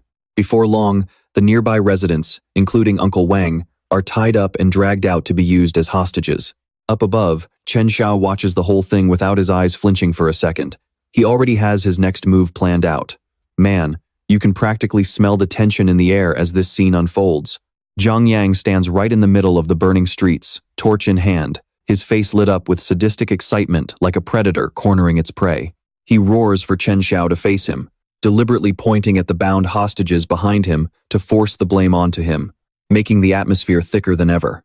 What's absolutely hilarious is that Uncle Wang, the moment he gets captured, immediately turns around and starts cussing out Chen Xiao, dumping all the blame on his shoulders, as if he completely forgot everything Chen Xiao did for him. Inside the house, Mu Shang can't stand to watch this garbage anymore. He's absolutely fuming and ready to charge out there for a showdown, but Chen Xiao is the exact opposite. His eyes turn ice cold, knowing full well this is a psychological trap. Showing mercy right now is a one-way ticket to a grave. But just as he's about to turn a blind eye, the image of Uncle Wang on the security monitor makes him freeze. Memories of how the old man once helped him suddenly flood back. The words, "As long as you're alive, there's hope," echo in his mind, changing his decision. He turns to tell Mu Shang to stay behind and protect Yu. Yu then steps out alone. The moment the door swings open, a raging wall of fire greets him. Chen Xiao stands face to face with Zhang Yang, his voice calm, yet carrying immense pressure, making it clear that the grudge between them has nothing to do with anyone else. Zhang Yang just bursts into loud, mocking laughter, taunting him for finally crawling out of his hole, sarcastically asking if he's trying to play the big hero. But Chen Xiao just smirks and flatly tells him he has zero interest in that hero crap. Instead, he proposes settling this another way, using the one thing Zhang Yang is best at, a high-stakes game of dice to decide the winner. Hearing this, Zhang Yang's interest is instantly piqued, and he whips out a set of dice.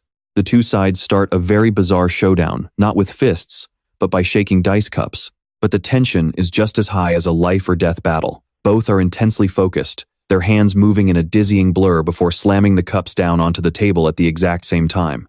Zhang Yang lifts his cup first 3 sixes. His face immediately lights up with a smug, victorious grin, completely convinced he's already won.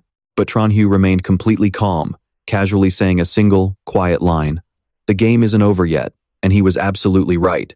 In the next split second, all of Truong Duong's dice suddenly shattered into tiny pieces, scattering all over the floor. Everyone was left speechless by the sight. His total score had actually shattered the absolute limit. The crowd's jaws hit the floor, while Truong Duong froze in absolute disbelief. But Tran Hu just casually picked up a broken piece, calmly announced the results, and demanded they release the hostage. Of course, it was never going to be that easy. Truong Duong immediately lost his mind. Boiling over with rage, he drew his knife and lunged forward to end things right then and there. But Tran Hu just smirked effortlessly stepping out of the way.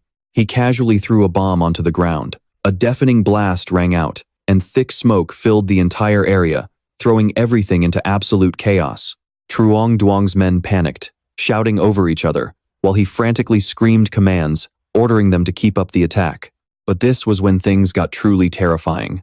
Before his men could even make a move, they were sliced right in half, as if some invisible force had swept through them. Blood sprayed everywhere as bodies hit the floor, with no one understanding what was happening. Meanwhile, Tran Hu just stood there, completely untouched and without a single scratch. This sight sent shivers down everyone's spine. Out of options, Truong Duong drew his gun and fired straight at Tran Hu. He thought that would finally end it, but the moment the bullet flew toward him, it slammed into an invisible shield.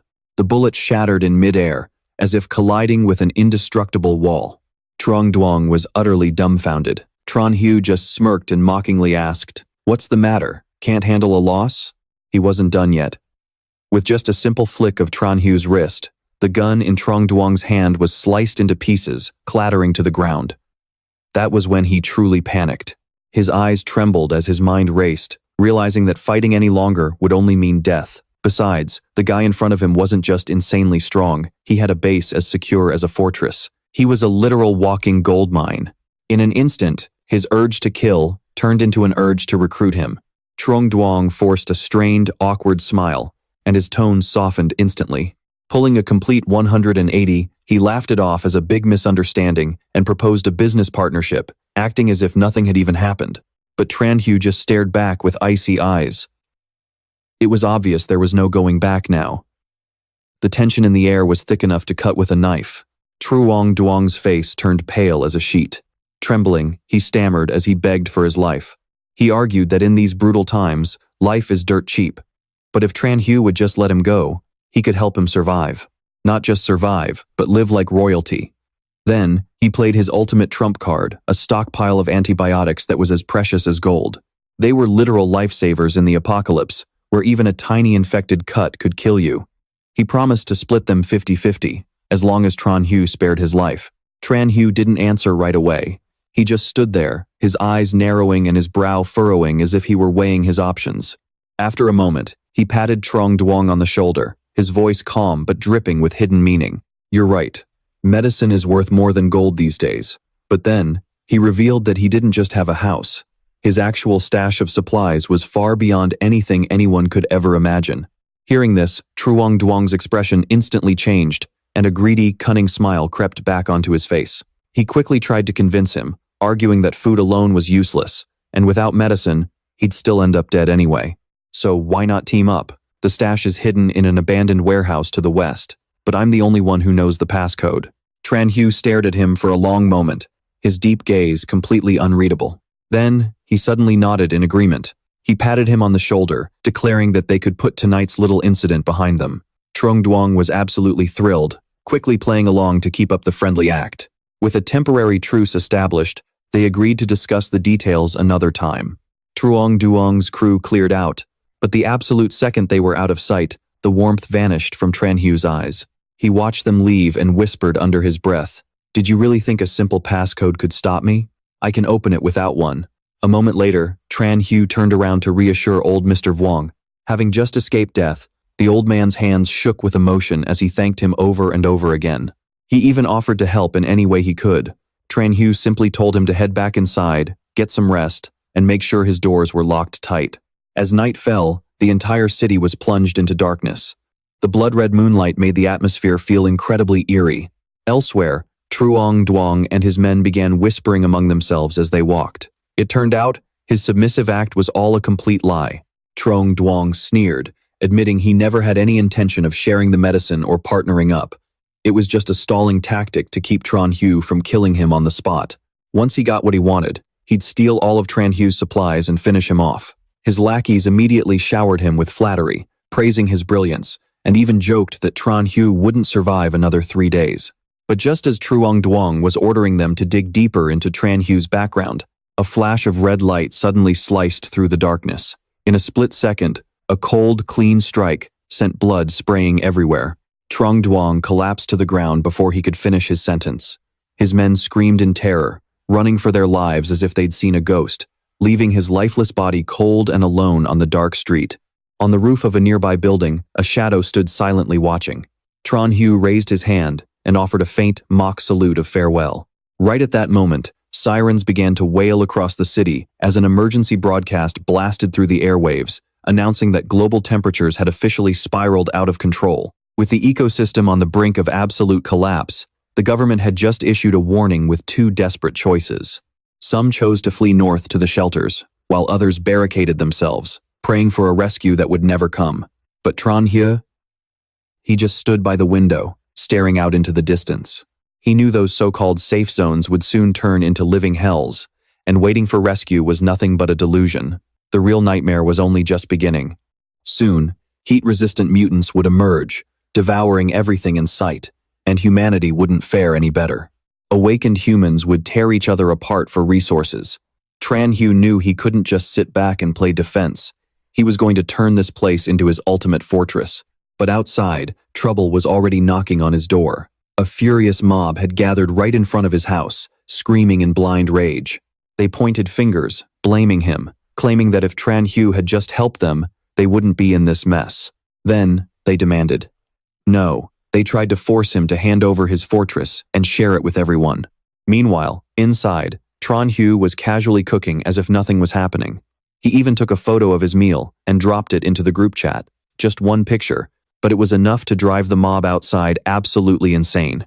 Hateful messages flooded in as their desperation boiled over, but Tran Hyu just stared at his screen, smirking.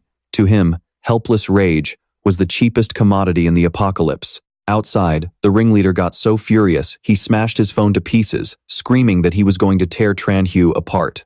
And then, the door swung open, and a cold voice rang out, "The Western Warehouse. Let's scout it out first." But at that exact moment, a wave of intense heat rushed over Tran Hyu, making him freeze. Before he could even react, a knife came flying straight at his face. Tran Hyu's eyes narrowed, turning so cold and sharp that his attacker could barely breathe under the suffocating wave of pure, raw killing intent. Moving with effortless grace, he dodged every single lethal strike with the precision of someone who had danced with death 1,000 times before. Bok Long was the complete opposite, his face distorted with madness as he lunged forward, throwing reckless blows and snarling threats with every swing. He warned that if Tran Hyu didn't hand over his house today, they would absolutely cripple him. But Tran Hyu didn't even flinch. He met the attack head-on, their clashing presence making the air in the room feel heavy enough to suffocate. In just a few rapid breaths, he locked onto Bok Long's wrist, gripping it so tightly that the man couldn't even react. With a swift, clean twist of his wrist, Tran Hyu snatched the sharp dagger away. Veins popped on his hand as his grip tightened around the hilt. His stance looked as if he could sever his opponent's arteries at any second, but the danger was far from over. Another thug, with a savage look on his face, suddenly lunged forward, swinging a massive blade directly at his head. But Tran Hyu's senses were terrifyingly sharp now.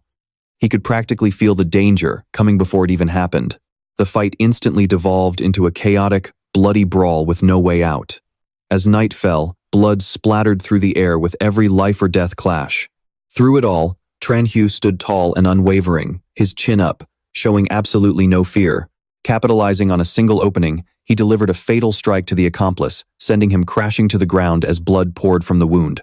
His chin dragged painfully against the cold floor. Struggling to pull himself up, his voice trembled. But he still tried to threaten, "How dare you try to kill someone in broad daylight?" With dozens of onlookers watching, the only response was a chilling silence. The system chimed in with a warning. The target's fear index was skyrocketing. Tran Hyu tightened his grip on the knife, his voice terrifyingly calm. "Killing you guys." His eyes swept over the crowd lying scattered across the ground, groaning with horrific, mangled wounds. He smirked, saying that killing them would be too easy, and he didn't like getting his hands dirty anyway. In this extreme weather, their open wounds would easily fester, leading to sepsis. In just a few days, they would rot away in agonizing pain all on their own. The next morning, the sky was strangely clear, and the air was so warm it felt as if nothing had happened the night before. Tran Hyu arrived at the Western Warehouse, a place filled with rundown, decaying ruins. The moment he stepped inside, he noticed something off. There was a surveillance camera watching him. Without a second thought, he unleashed a blast of energy. Within seconds, the camera shattered with a sharp, piercing crack, freeing him from their watchful eyes. Tran-Hyu casually walked deeper into the facility. He pushed open a half-closed door, only to find a thick, heavy smoke rising, carrying a foul, pungent odor. He immediately realized what it was: poison gas. Clenching his jaw, he cursed under his breath. It was a trap. Right then, a blurry figure appeared in the distance, slowly walking toward him. Cold sweat began to bead on Tran-Hyu's forehead. His head spun as he felt himself slipping into unconsciousness. Before he could react, a needle plunged straight into his left shoulder. A bizarre sensation spread through his body, making him feel as if the very blood in his veins was flowing backward. But slowly, his consciousness returned. The person in front of him spoke up, sounding rather amused as they asked, "Feeling any better?" This neurotoxin wasn't lethal, but it was enough to make anyone miserable. Instantly on high alert, Tran-Hyu's eyes sharpened as he demanded to know who they were. Why was someone guarding this place when his intel hadn't mentioned a single thing about it? The mysterious figure calmly removed his mask. He introduced himself as Lam Kwok Dong, a biomedical researcher specializing in human evolution under extreme environments. Standing beside him was Tu-Du, his student, who was also in charge of managing this facility. She was a seductive yet mysterious woman. Lam Kwok Dong explained that the toxic gas outside was simply a security measure, before curiously asking about the strange slash Tran-Hyu had made. But Tran-Hyu didn't say a word, only silently scanning his surroundings. Inside the laboratory was a scene of utter devastation, with medicine shelves packed with test tubes, toxic smoke swirling everywhere, and even glowing pale green human skeleton models that made the whole place feel absolutely eerie. Just looking at it, Tran-Hyu couldn't believe this was just a simple pharmaceutical storage room. Lam Kwok Dong led him around, then said bluntly, "If you need medicine, just take it. Consider it my apology for causing you trouble, and also a welcoming gift." Hearing that, Tran-Hyu didn't hesitate, quickly grabbing the essential medicines and stuffing his backpack full. As he prepared to leave, he only tilted his head slightly and muttered a quick thanks. His silhouette faded into the morning light, leaving Lam Kwok Dong watching from behind with an unreadable smile, as if anticipating their next encounter. The golden hues of sunset bathed the room as soon as Tran-Hyu returned. He immediately locked the door tight, leaning back against it, gasping for breath. Even though he had just been saved, that professor's gaze still sent a shiver down his spine. Just then, a desperate cry for help popped up in the group chat. "Does anyone have antibiotics or hemostatic medicine? I'm willing to pay a high price." Tran-Hyu saw this, his eyes flashing, but then he coldly decided not to sell. Instantly, the group chat exploded. Countless curses flooded in, calling him a selfish coward, and even threatening to hunt him down and end his life. The system rang out with another warning. Negative emotions were skyrocketing. Tran-Hyu didn't care. He leaned down to check his backpack, but then his eyes suddenly froze. Right there on the outside of his bag was a tiny device he had never noticed before: a tracker. Tran-Hyu narrowed his eyes, his suspicious gaze locked onto the tracking device he had just discovered. A flood of questions raced through his mind. Who on earth had slipped this onto him? And more importantly, when was it planted without him even noticing? But instead of panicking, a smirk tugged at the corner of his lips, his eyes flashing with a cold light. "So, you want to play tag? Fine, let's play to the end." Right after that, Tran-Hyu quickly snatched a small white cat roaming nearby. It looked so adorable that anyone would want to squeeze it in their arms. He gently attached the tracker to it and whispered in a low voice, "Hey little guy, do me a favor. Take this to wherever you hang out the most." The cat bolted instantly, disappearing into the darkness to search for food on instinct. Meanwhile, in another location, a computer screen began tracking the signal's path. Lam Kwok Dong stared intently at the data, his expression darkening. Something was clearly off. He muttered, unable to comprehend what Tran-Hyu was up to. At the same time, chaos continued to spread among the survivor group. A guy from the Baklong faction cried out frantically, begging for fever reducers to save his dying teammate's life. His voice was filled with desperation, but almost no one responded, as everyone was too busy fighting for their own survival. In another corner, Dunhu held her parched little child, tears streaming down her face as she begged for a drop of clean water, even offering precious picture books in exchange. But that scene only brought back memories of the past for Tran-Hyu. He muttered a quiet curse. It was the same old trick, playing the victim to get what they want. She had done the exact same thing in his past life, and now, he didn't feel a single shred of sympathy. He even thought coldly that the kid had absolutely nothing to do with him, so why on earth should he be responsible? Meanwhile, in a dark room, a mysterious figure held a phone, quietly pulling the strings from behind the scenes. Messages with ominous intentions were being sent out one after another. As for Zhang Vi, she suddenly panicked upon discovering that cameras had been installed in the hallway at some unknown point. Even though she had been extremely careful, everything was caught on camera. Before she could even process it, violent pounding erupted on her door. The thugs from the Bok Long faction swarmed like a pack of starving beasts, the door shaking violently under their brutal assault. With no other choice, Zhang Vi opened the door in sheer terror, only to be immediately cornered and overwhelmed.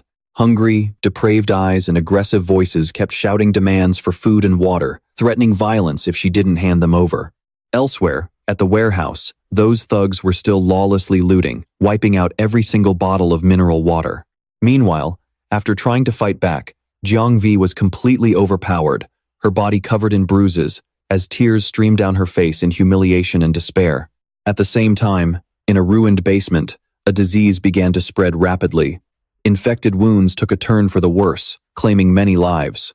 Bodies were strewn everywhere, surrounded by anxious and terrified whispers, with no one knowing how to handle the situation. That was until Lam Kwok Dong showed up, his voice calm and reassuring to everyone. He claimed to be from the medical team of the Disease Control Center here to assist, stating that although they arrived late, there was still time to manage it. He quickly ordered the bodies to be disposed of according to protocol to prevent an outbreak. To-Do, standing nearby, chimed in, warning that if they didn't control it, the consequences would be unimaginable. He also handed out a small amount of medicine and disinfectant tablets to everyone. Although the supplies were limited, the crowd was overcome with intense gratitude. They believed that someone had finally come to save them, but deep down, Lam Kwok Dong's eyes betrayed his tension. The tracking signal in this area was completely chaotic. He was absolutely certain that Tran Hu was still nearby and couldn't have gone far. What he didn't expect was that at this very moment, Tran Hu was standing in the building opposite him, quietly watching his every move. The more he watched, the more suspicious things seemed. He frowned, unable to understand why that professor was showing up here. A bad feeling welled up inside him. Could the old man be tailing him? Right then, his phone buzzed in his pocket. An anonymous text popped up with a brief, chilling warning. Watch out for that doctor. Tran Hu stared at the screen, his guard instantly going up. He had no idea who sent it, but this was definitely bad news. Under the warm sun, he stood tall and steady, but his eyes reflected on the screen were terrifyingly cold. A heavy, murderous aura seemed to leak into the air. Meanwhile, from a hidden vantage point high above, a pair of binoculars was silently tracking his every move. The person on the other end was completely covered, making them impossible to identify. Tran Hu narrowed his eyes as a chilling sense of danger crept over him. It felt as though multiple eyes were locking onto him at once. Vague faces flashed through his mind, and things suddenly started clicking. It wasn't just one person. There was someone else targeting him. Tran Hu stood firm, like an anchor amidst a brewing storm. Suddenly, his phone buzzed again with a notification. But when he tried calling back, a cold, robotic voice answered, "The number you have dialed is currently unavailable." It was obviously a burner number, completely untraceable. Whoever it was wanted to stay hidden. Tran Hu stood in silence, his mind racing. Was this mystery person actually trying to warn him out of goodwill? Or were they just trying to use him to take down Professor Lam? He looked down at the crowd below, buzzing with chatter. Everyone seemed deeply grateful. They were saying that if it wasn't for Professor Lam, leaving bodies out in this brutal heat would have triggered a massive disaster. Meanwhile, Professor Lam just turned around with a warm smile, acting like a true savior of the people. He insisted it was just his duty, reminding everyone to stay safe in the heat and to come find him whenever they needed help. But the more Tran Hu watched, the more unsettled he became. His brow furrowed as his eyes locked onto Professor Lam. Something was definitely off. There seemed to be a bloodstain on the professor's coat, but it looked more like a dried chemical reagent. Instantly, memories from his past life came flooding back. Not long after the heat wave hit in his past life, medical teams had shown up, using epidemic prevention as an excuse to collect blood samples from everyone. Shortly after, people with strong physique started vanishing without a trace. Right at that moment, Professor Lam walked over and pinned a notice to the bulletin board. It announced a free health clinic to help prevent heatstroke. The crowd immediately started buzzing with excitement. They weren't just getting checkups, they were getting free water too. Everyone praised his kindness, amazed that anyone could care this much in times like these. Elsewhere, a stray cat wearing a tracker was sneaking up on a can of wet food. Professor Lam caught sight of it. chuckling softly as he murmured, "No wonder the signal was jammed." He leaned down and patted the cat, a sudden coldness flashing in his eyes. Just then, his phone rang. His face instantly darkened as if he had just realized something. Did they find out? His expression betrayed a brief flash of resentment and annoyance. From a distance, Tran Hyu watched his every reaction. Seeing that reaction, Tran Hyu was almost certain it was him. Meanwhile, in the crowded area, the heat was making everyone incredibly irritable. Some complained about how long it had been since the last rain, while others remarked that this area was still better off than most. Meanwhile, Professor Lam was busy examining patients, asking questions, checking pulses, and taking notes. A frail old man mentioned he was fine other than some high blood pressure, but he looked hesitant when asked for a blood sample. Professor Lam gently reassured him that it was just a standard procedure. Tran Hyu stood in the crowd, his eyes locked onto the professor's every move. A growing sense of dread filled him. What on earth was this guy planning? Suddenly, someone ran up in a panic, begging for help because their friend's wound was badly infected. Professor Lam immediately pulled out a vial labeled Prototype T7, calling it a broad-spectrum booster. He claimed it would rapidly heal wounds and fight off infections. Without hesitation, he injected it directly into the injured man's arm, telling him he would be fine after 2 days of rest. The man kept thanking him, but his expression seemed strange. Looking closer, Tran Hyu realized the guy seemed to be hyper-focused, closely monitoring his own body's reaction. Before anyone could process what was happening, the man's friend started asking if he was okay. Suddenly, the patient's body began to convulse violently, and he let out a guttural scream of pain. He screamed that his bones felt like they were on fire, tearing the bandages right off his skin. Thick veins bulged across his face as a sudden surge of raw energy erupted from his body, leaving everyone stunned. His friend screamed his name, but it was useless. The man had completely lost his mind. He suddenly lunged forward and grabbed his friend by the throat, squeezing tighter and tighter as the poor guy struggled to breathe. The friend choked out a plea, begging him to remember they were brothers, but the infected man only stared back with crazed, hateful eyes. "The last time you pushed me in front of a blade to save yourself, why didn't you remember we were brothers?" With a roar, he threw his friend across the room. Chaos instantly erupted. He scanned the panicked crowd, letting out a wild, beastly roar. Then, suddenly, his eyes lock onto someone standing nearby. His voice drops, dripping with pure malice. He recognizes Tran Hyu. "It's you." Without a second thought, a bow lets out a wild roar and charges straight at Tran Hyu like an out-of-control beast. But Tran Hyu simply tilts his body slightly, effortlessly dodging the blow. His eyes remain calm as he tracks every single movement, instantly analyzing the situation in his head. His physical strength has shot up by at least 3 times, but his joints are stiff. His attacks are completely one-dimensional, just straight, mindless lunges, too sloppy, too predictable. And most importantly, this is absolutely not a normal reaction to any kind of medication. As a bow screams and charges again, Tran Hyu stops dodging. He raises his hand, energy swirling and gathering in his palm, his gaze turning ice cold. Time to end this. A horizontal slash tears through the air, so fast it's practically invisible. A bow freezes for a split second, as if failing to comprehend what just happened, before his body collapses heavily to the ground.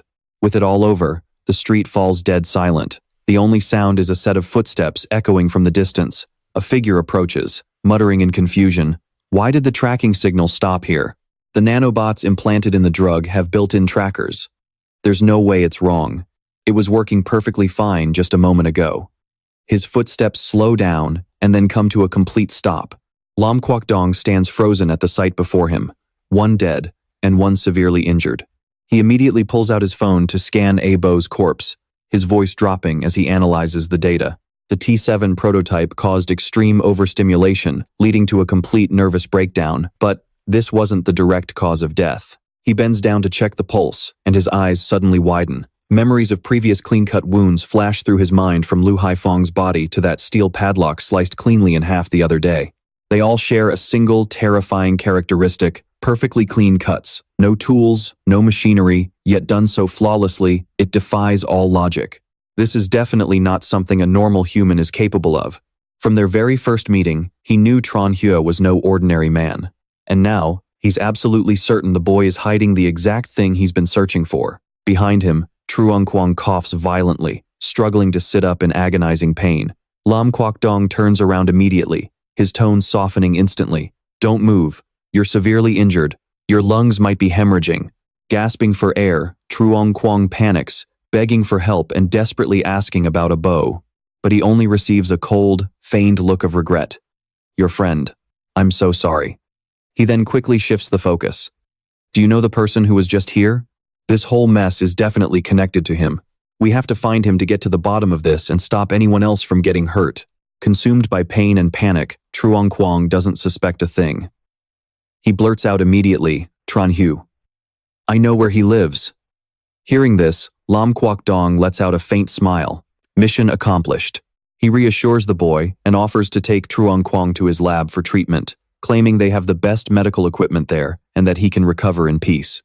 Truong Kwong overflows with gratitude, completely unaware that he has just walked straight into a trap. The scene shifts to a dingy old room. Truong Kwong is laid down on a bed, still trembling in utter shock.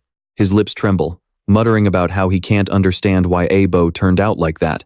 He was completely normal before the injection, but just a few steps later, he went completely mad, with his eyes showing. He saw the absolute terror in his eyes. But Lin Guodong just calmly explained that it was an extreme, ultra-rare reaction to the drug. He promised they'd run some more tests and figure out the best treatment plan. But the moment they dragged him into the isolation zone, Zhang Qiang began to panic. He stammered, If it's just a rejection reaction, I'll be fine, right? Maybe. Maybe I should just go home and rest. Just give me some antibiotics, and I'll be fine. But the only answer he got was the heavy thud of the door locking shut. Lin Guodong swiped his keycard, his voice echoing coldly. For science. And for your own sake. Be quiet. Suddenly, a blood-curdling scream echoed through the room. Desperate, agonizing pleas filled the air, drowned in raw pain. His eyes turned bloodshot as thick veins bulged across his skin. Soon, the only sound left was the chilling noise of a brutal experiment. Meanwhile, back to Chen Xiao. He was lying back on his sofa, staring blankly at the ceiling. His mind was racing, trying to figure out what Lin Guodong was really after. Just then, the doorbell rang, snapping him out of his thoughts. He reached over and pressed the intercom. A familiar face flashed onto the screen, and a calm, polite voice echoed from the speaker. This is Professor Lin. Mind if we have a little chat? Professor Lin stood right outside, his polite smile perfectly in place, but his eyes were completely unreadable. He began slowly, apologizing for dropping by so late. Today sure has been a hectic day, but the sky is so cloudy, you can't even see a single star. His casual words carried a heavy sense of probing. As the door swung open, he casually strolled inside. Chen Xiao stood up to greet him, keeping his voice steady as he got straight to the point. What brings you here so late, Professor? But inside, Chen Xiao was on high alert. The professor had tracked him down much faster than expected. There was no running away now, it was time to face him head on. Professor Lin scanned the entire room, his sharp eyes picking apart every single detail. Double-paned insulated glass, an independent water filtration system. The more he looked, the more this place seemed like a survival fortress rather than a regular apartment. The professor narrowed his eyes, asking in a half-joking, half-serious tone, Did you somehow know this extreme heat wave was coming? Chen Xiao just gave a dry chuckle and replied, Oh, I got all this on sale last year. The contractor swore it would last for 50 years. I thought he was just hyping it up, but turns out he was a prophet. Professor Lin let out a soft laugh and cut straight to the chase. I came here tonight to ask you a few questions. He brought up the deaths of Abu and Lu Haifeng. Both of them had their throats slit with surgical precision, almost like a clean laser cut. That kind of wound can't be made by a normal knife. Even military-grade weapons would struggle to make a cut that clean. It's obvious they were killed by the same person. Chen Xiao kept his poker face, playing dumb as he shrugged. Or maybe the killer just bought their weapons from the same factory. He even joked that if the professor ever found that weapon, he should hook him up so he could use it to slice steak. The joke fell completely flat, making the room turn ice cold. Professor Lin was momentarily caught off guard, but he quickly recovered, insisting, The killer is undoubtedly someone with highly professional skills. An ordinary person couldn't have pulled this off. Chen Xiao shrugged and casually replied, Or maybe, they just messed with the wrong person. Their eyes locked, and the tension in the room instantly spiked. Taking a more direct approach, Professor Lin pointed out that both of the victims had a history of bad blood with Chen Xiao. But Chen Xiao just laughed it off, putting on an innocent act. Come on, I'm just an ordinary guy. I don't have that kind of power. Then, he flipped the script, questioning why the professor had brought a medical case with him. "What's with the medical kit, Professor? Did you think I was on my deathbed?" Chen Xiao's eyes grew incredibly sharp. He added, "Besides, I never gave you my address. So, how exactly did you find me?" Professor Lin didn't bother hiding it. He pulled out his phone and showed him a picture of Zhang Qiang. This guy talked, and right now, he's under my care, getting treated. Hearing this, a flash of surprise crossed Chen Xiao's face, but he quickly masked it. He knew instantly that falling into the hands of a mad doctor was a fate worse than death. Still, he kept his cool and acted casual. Professor Lin went on to explain that Zhang Qiang was simply adapting to a new form of therapy. He claimed that under extreme temperatures, the human body is bound to evolve. "He's just evolving a little faster than everyone else," he said. It sounded logical on the surface, but it sent a cold shiver down the spine. Chen Xiao immediately caught on. This wasn't medical treatment, it was human experimentation. He demanded to know his real motive. Right at that moment, the scene cut to Zhang Qiang inside the lab, his entire body convulsing violently on the table. Thick veins bulged as his vitals went haywire. His gene mutation rate was off the charts, making him look less like a human and more like a monster in the making. Ignoring the horror, Professor Lin calmly pulled out a syringe filled with a mysterious purple liquid. He introduced it as an immune-boosting serum of his own creation. He claimed it could shield the body from diseases in extreme heat with zero side effects. Chen Xiao just glanced at it and let out a sarcastic snort. "That looks like blueberry juice. Do I have to shake well before using?" His joke only made the room feel colder. Professor Lin brushed off the sarcasm and continued to paint a picture of the future. "The heat wave is here to stay, and the world is going to change forever. Ordinary humans have a survival rate of less than 10%. Only a select few will evolve. And Chen Xiao was clearly one of them, more stable, more perfect. That was why the professor wanted to partner up, to find a way to help humanity adapt to this brave new world." Tran Hu only smiled faintly, asking back in a bone-chilling voice, "What if I refuse?" Professor Lam remained completely calm as he spoke. "No need to answer right away, just think about it, because the future will prove that diseases and mutated creatures are coming. Only his technology can help you survive longer." Before leaving, he left a vial behind like an invitation, saying his lab's doors would always be open for him. But as he turned to walk away, his mind was racing with completely different thoughts. He assessed that Tran Hu had an incredibly strong mind and a high level of alertness. His research value was even greater than standard genetic data, and there was no way he would let this subject slip away. Left alone in the room, Tran Hu stared at the vial on the table, his eyes gradually turning ice cold. This guy was way more dangerous than he had imagined. Using living humans for experiments, and speaking about it so casually, if he didn't deal with him soon, this man would definitely become a massive threat in the future. A smirk played on the corner of his lips. If the professor wanted to study evolution so badly, then he would show him what real evolution looked like. Meanwhile, in a dimly lit laboratory, Truong Quang was writhing in agony, clutching his arms tightly as blood vessels bulged violently across his bloodshot eyes. His screams echoed through the space, sounding like a wild beast pushed to its absolute limit. Right at that moment, the system chimed in with a cold notification. Vital signs stable. Adrenaline exceeding limits. Mutation complete. Sanity dropped to 0.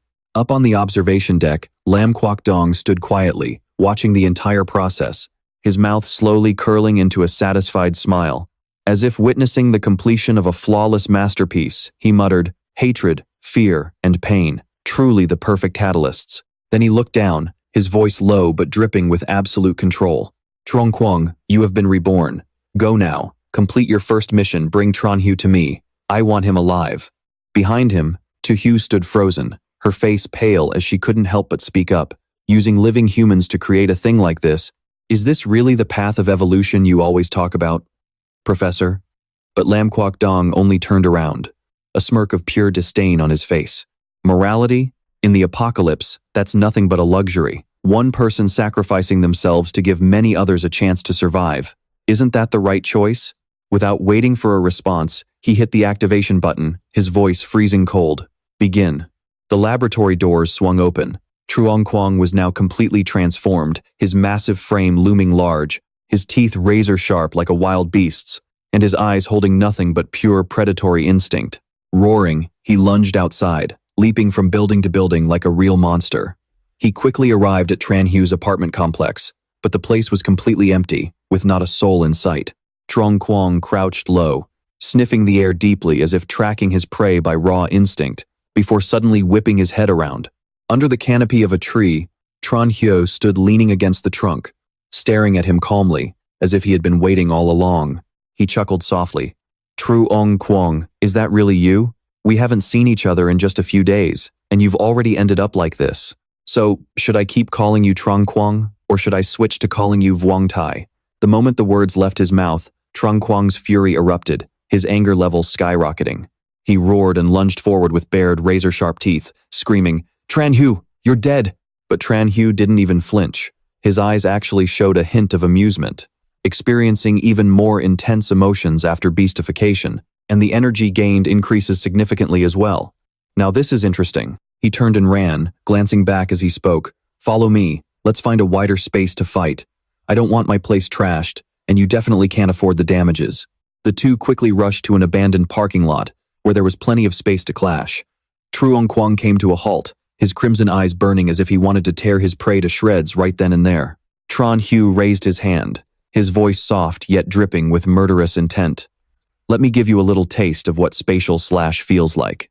An invisible slash whipped forward, striking Truong Quang's arm directly, but it failed to cause any significant damage. Tran Hyu frowned slightly. His skin has gotten tougher. In response, Truong Quang let out a savage roar and lunged like a wild beast. Tran Hyu kept dodging, mocking him as he retreated. You used to be all muscle and no brains, but now you can't even speak properly? The words only fueled his madness, and he sneered. That new look of yours is seriously ugly. I've got to say, Professor Lam's taste is absolutely terrible. Next time, let me hook him up with someone a bit more reliable.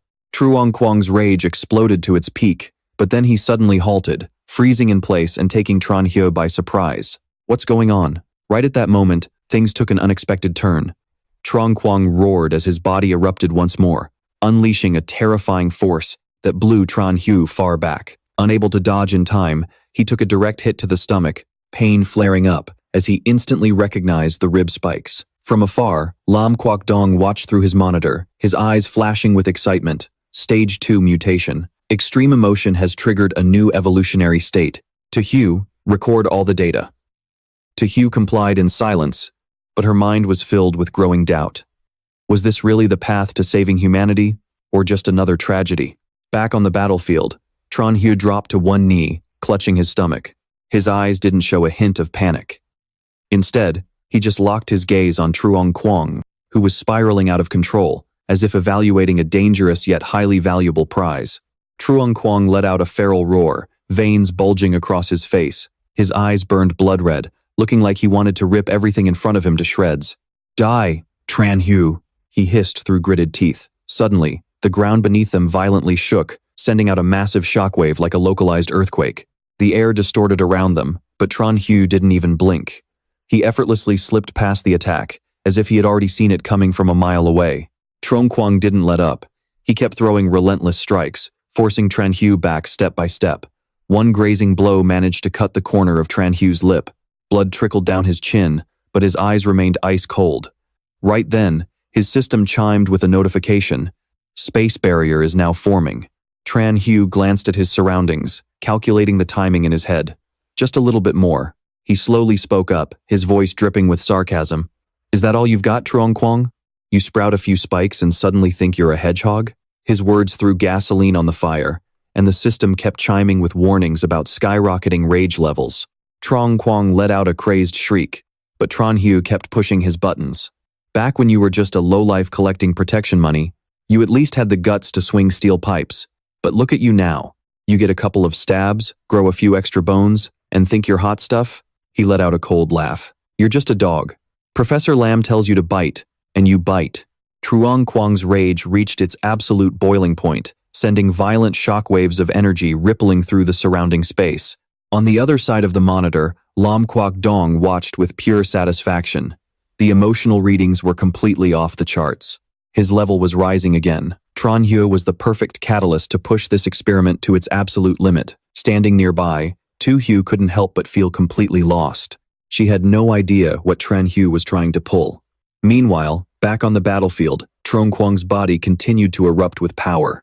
His strength spiked by the second, but Tran Hu kept dodging effortlessly, throwing in even more insults to egg him on. "Is that it? Come on, catch me if you can," Tran Hu taunted. Just then, his system went off. Negative emotions have reached 30,000. Tran Hu's expression shifted, his pupils dilating as the barrier finally activated. He thought to himself, "Perfect. That's enough." Opening his palm, a sphere of pure darkness began to take shape. The surrounding space started to fracture, cracks spiderwebbing outward in every direction. In the blink of an eye, both of them were sucked into the spatial rift. Trong Kwang crashed heavily onto the ground, his body racked with pain and his arms trembling. Meanwhile, Tran Hu stood over him, looking down with cold indifference. He stepped forward and forcefully yanked the device off Truong Kwang's neck. He spoke directly into the transmitter. "Hey, Professor Lam, your experiment is a total bust. Next time, find someone who can actually put up a fight." On the other end of the line, Lam Kwok Dong clenched his fist so hard his veins popped with rage. But then, he burst into a wild laugh, his voice filled with twisted amusement. "Fascinating. You really are something else, Tran Hu. Just you wait. Sooner or later, I'm going to capture you." Ignoring the threat, Tran Hu walked over and leaned down to look at Truong Kwang, his voice carrying a chilling edge. "Consider this, your final send-off. Don't mention it." He narrowed his eyes, ready to finish it. But right then, the distinct sound of footsteps echoed through the fractured space. An unfamiliar voice chimed in, slow and thoroughly amused. "Impressive. Truly impressive." Startled, Tran Hu whipped around, his gaze instantly turning razor-sharp. "Who's there?" Tran Hu demanded. His entire body tensed up like a coiled spring as he locked his eyes onto the source of the noise. The slow, deliberate footsteps echoed clearly in the fractured space before coming to a sudden halt. A calm, poised voice spoke out, laced with a hint of admiration. "The scent of death is always so raw and so thick. But that battle was spectacular. I suppose in an era of despair like this, it's only natural for people like you to rise to the top." Tran Hu didn't say a word. His gaze darkened, and he instinctively gathered a small swirl of energy in his hand, ready to strike at a moment's notice. The stranger kept observing him and said slowly, "With that level of precision and raw destructive power, you're definitely not one of those half-baked experiments created by that lunatic, Lam Kwok Dong." Tran Hu's brow furrowed. "Do you know him? Or are you one of his lackeys?" The man shook his head, his voice remarkably calm. "No, he and I are nothing alike. In fact, I'm here to stop him from causing any more tragedies. I was the one who sent you that anonymous message earlier." Tran Hu froze for a split second, his eyes flashing. "So it was you. How did you even get my number?" The man gave a simple reply. "Our organization has its own intelligence network. Tracking down a number isn't exactly difficult for us. My name is Tran Su-han," he introduced himself. "I'm a representative of the Ark, and I'm here to invite you to join us." Hearing this, Tran Hu didn't respond right away. Thoughts raced through his mind. In this lifetime, the awakened were showing up much earlier than before. Meanwhile, Su-han kept talking. "We're not like Lam Kwok Dong. We don't need to drain our lifespans or mutate our bodies. We can evolve while keeping our sanity and our humanity completely intact." Tran Hu furrowed his brows. "What is this Ark?" "It's a coalition of the awakened," Su-han explained. "We believe the world is on the brink of a total transformation. Only the elite will have a ticket aboard the Ark of this new era. And you, my friend, are more than qualified to join us. I can offer you what Lam Kwok Dong never could. A true path to evolution, absolute power, and maybe even a way to become a god." Hearing that, Tran Hu just let out a soft laugh, his eyes filled with skepticism. "The path to becoming a god? Sounds more like a villain's path to me." Su-han froze for a fraction of a second, but before he could even react, Tran Hu flicked his wrist, instantly shredding the invitation extended to him. That decisive move caught even Su-han completely off guard. Tran Hu shrugged, his tone completely nonchalant. "My bad." My hand slipped.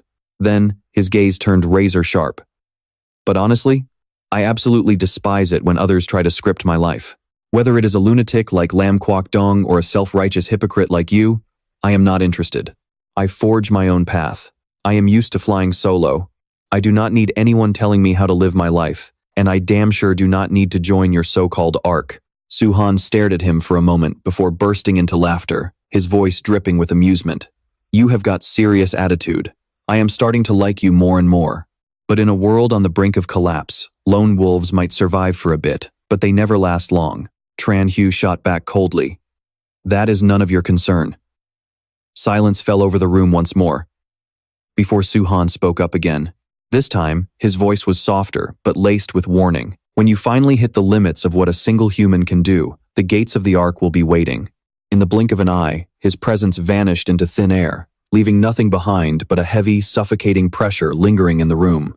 A system notification chimed, logging a wave of contempt from Su-han. Tran Hu smirked, finding the whole thing highly entertaining. The guy is more emotionally stable than I expected, but he still has blind spots I can exploit. Limits, huh? Then I will just have to shatter them. His eyes grew cold, as his thoughts shifted to another target. Before dealing with players like Su-han, he had an old score to settle with Lam Kwok Dong. It was time to put an end to this. The scene shifts to a desolate, ruined facility, where the air is so bone-chillingly cold it makes your skin crawl. Hurried footsteps echo through the corridor, followed by a loud crash. With a casual snap of his fingers, Tran Hu blasts the heavy metal doors in front of him into pieces. He strolls right inside as if he owns the place. But the scene awaiting him inside the laboratory is absolutely stomach-turning. Rows upon rows of massive glass tubes line the walls, each containing a horribly mutated, deformed human specimen. They are kept like caged lab rats. Tran Hu's expression darkens. He scowls, his voice dropping to a freezing register. So this is Lam Kwok Dong's grand scientific vision? Disgusting. A vile place like this deserves to be burned to ashes. Right on cue, a familiar voice echoes from the shadows. Lam Kwok Dong steps forward, a smug, self-assured smirk plastered across his face. Welcome, Tran Hu. I knew you would show up. A perfect specimen like you could never be content living an ordinary life. Truong Kwong may have failed, but drawing you here makes his death worthwhile. Have you finally seen the light? Are you ready to offer yourself for the greater good of humanity? Tran Hu glares at him, his mind screaming a single word. Repulsive. But Lam Kwok Dong keeps rambling, preaching about absolute logic, and how hypocrites like Su-han merely hide behind a false veil of divinity. He rants that every leap in human evolution must be paved with blood and corpses. He insists Tran Hu's powers are a divine gift that should not be squandered on trivial, everyday matters. Tran Hu casually cleans out his ear, looking utterly bored. Are you done yet? Why the hell should I care about human progress? I wanted absolutely nothing to do with your garbage experiments, but you just had to go and disturb my peace. He slowly raises his hand, his eyes freezing over with pure homicidal intent. And for that, I am going to have to make you disappear. Lam Kwok Dong sneers. You are still far too naive, Tran Hu. Since I practically invited you in, did you really think I would not be prepared? He smugly reminds Tran Hu of his recent battle, hinting that his energy must be completely drained. He suggests Tran Hu submit quietly to avoid any unnecessary pain. But Tran Hu just smirks, firing back. And what if I say no? Their glares clash in midair as Lam Kwok Dong growls. Then you leave me with only one option. The second he slams a button, the entire room violently trembles, and shards of shattered glass rain down like a hail of bullets. From the shadows, the mutated test subjects let out guttural roars and charge forward, their distorted, grotesque bodies looking straight out of a nightmare. Lam Kwok Dong screams fanatically, "Become my ultimate masterpiece." One beast after another lunges at him, but Tran Hu moves with fluid grace, dodging every strike with calculated precision. With a swift flick of his wrist, a surge of dark smoke erupts, unleashing a wave of raw energy that sweeps the abominations away like mere trash. Lam Kwok Dong screeches in sheer desperation. Just submit. I can make you stronger than you ever dreamed. Tran Hu mocks him with a chilling laugh. Stronger? By using these mindless, brainless failures? He launches into a brutal counteroffensive. His strikes are swift and lethal. No matter how savage the mutants are, they cannot lay a finger on him as they are relentlessly battered and crushed. As Tran Hu delivers his final, crushing blow, a piercing, hopeless shriek echoes through the chamber. And then, dead silence. He touches down on the ground as gracefully as if he had just taken a casual stroll. Looking at Lam Kwok Dong, he smirks. And here I thought you actually had a trump card. You really thought you could pin me down with just a few cheap monsters? Lam Kwok Dong, you are the one who is painfully naive, decades on this earth, and you still have not learned a thing. Tran Hu's eyes glaze over with pure frost. It is over. Let me put you out of your misery. But right at that moment, Lam Kwok Dong suddenly collapses to his knees, violently hacking up mouthfuls of blood. Yet, he continues to laugh hysterically, coughing between words. You are incredibly strong, I give you that. But I have already broadcasted all the mutation serum data to the outside world. The seeds have been sown. This world is about to get a whole lot more interesting. Hearing this, Tran Hu's face stiffened, while Lam Kwok Dong pressed on. In your current state, if you go out there now, you might not even make it back home. Right then, Tran Hu sensed another presence. He whipped around, his eyes narrowing as he snapped, "Are you with him?" To Hu stepped out from the shadows, her voice urgent but harmless. "Easy there, I'm not here to hurt you." She then held out a vial. "This is a healing solution. It can stop the bleeding and stabilize your injuries in no time." Tran Hu stared at the vial in her hand, his eyes wavering for a split second, though he still didn't lower his guard completely. Keeping his guard up, Tran Hu's eyes never left the vial in Tu Hu's hand. Watching his every cautious move, she said calmly, "It's safe. If you don't treat those wounds, they'll get infected in no time in this heat." But Tran Hu only frowned, his voice icy. "Why should I trust you? Lam Kwok Dong just died, and here you are offering me medicine. It's a little too convenient to be a coincidence." Tu Hu didn't bother explaining. She simply lowered her hand and said calmly, "It's only natural, you don't trust me. But there are some things in here you're going to need. If you've still got the strength, follow me." She led the way, explaining as they walked that Lam Kwok Dong had prepared for this exact scenario a long time ago. He knew the extreme heat wasn't going away. Everything in this warehouse was stockpiled for his own survival. He claimed it was all in the name of science, but in reality, he was more afraid of dying than anyone. Now that he can't use it anymore, she was leaving this place too. She told Tran Hu to take whatever he needed, considering it an apology on the dead man's behalf. Tu Hu then opened up about herself, sharing that she was once a graduate student who deeply admired Lam Kwok Dong. She once believed he was a true scientist, but by the time she discovered he was conducting human experiments, it was already too late. Even though she didn't get her hands dirty, she had still become his accomplice. Now, she was heading to the Northern Research Institute to get back on the right path. If she survived, she wanted to find a real cure, not something that turned people into monsters. Before leaving, she simply expressed her hope that the world would be a slightly better place the next time they crossed paths. Tran Hu didn't try to stop her. He just silently swept up all the essential supplies he needed. He raised his hand, opening his pocket dimension. Instantly, all the supplies vanished into thin air. He then lit a spark, leaving the base behind him to be quickly engulfed in a raging sea of fire. A place like that had no reason to exist anymore. Back home, Tran Hu stood before the monitor. The outdoor temperature reading sent a shiver down his spine. 58 degrees Celsius. Global news networks were continuously broadcasting red alerts. Permafrost was melting, releasing massive amounts of methane gas. The greenhouse effect had entered an irreversible loop, and everything was spiraling toward total collapse. He switched off the screen, plunging the room back into absolute silence. The system chimed with a notification. Negative emotional energy was insufficient to upgrade his pocket dimension. Tran Hu pondered. His current supplies were enough for now, but the outdoor environment was only going to get worse. To survive, he had to get stronger, and fast. To get stronger, he needed negative emotions, which meant he needed a steady stream of income. He glanced at the mountain of bottled water piled high in his pocket dimension, a smirk playing on his lips. Right now, water was currency, and the ultimate tool to farm emotional energy. He pulled out his phone and texted Mok Thwong to check on their sales. The reply came instantly. They were running low on stock, and he would drop by to pick up more tonight. Tran Hu agreed, and the two met up in a secluded alleyway. Mok Thwong kept things professional, while Tran Hu got straight to business. The buyer, Luong Trung, looked incredibly anxious as he asked how much water he could trade for. Tran Hu gave a cold smile. "According to the system, that junk of yours is worth 2 bottles. But I'm not a reasonable guy. You get one."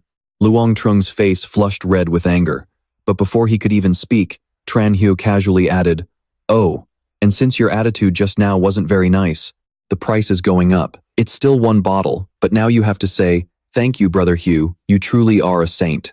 Rage boiled inside him, but under the sheer pressure of survival, Luong Trung could only grit his teeth and force the words out one by one. The system instantly logged the negative emotions.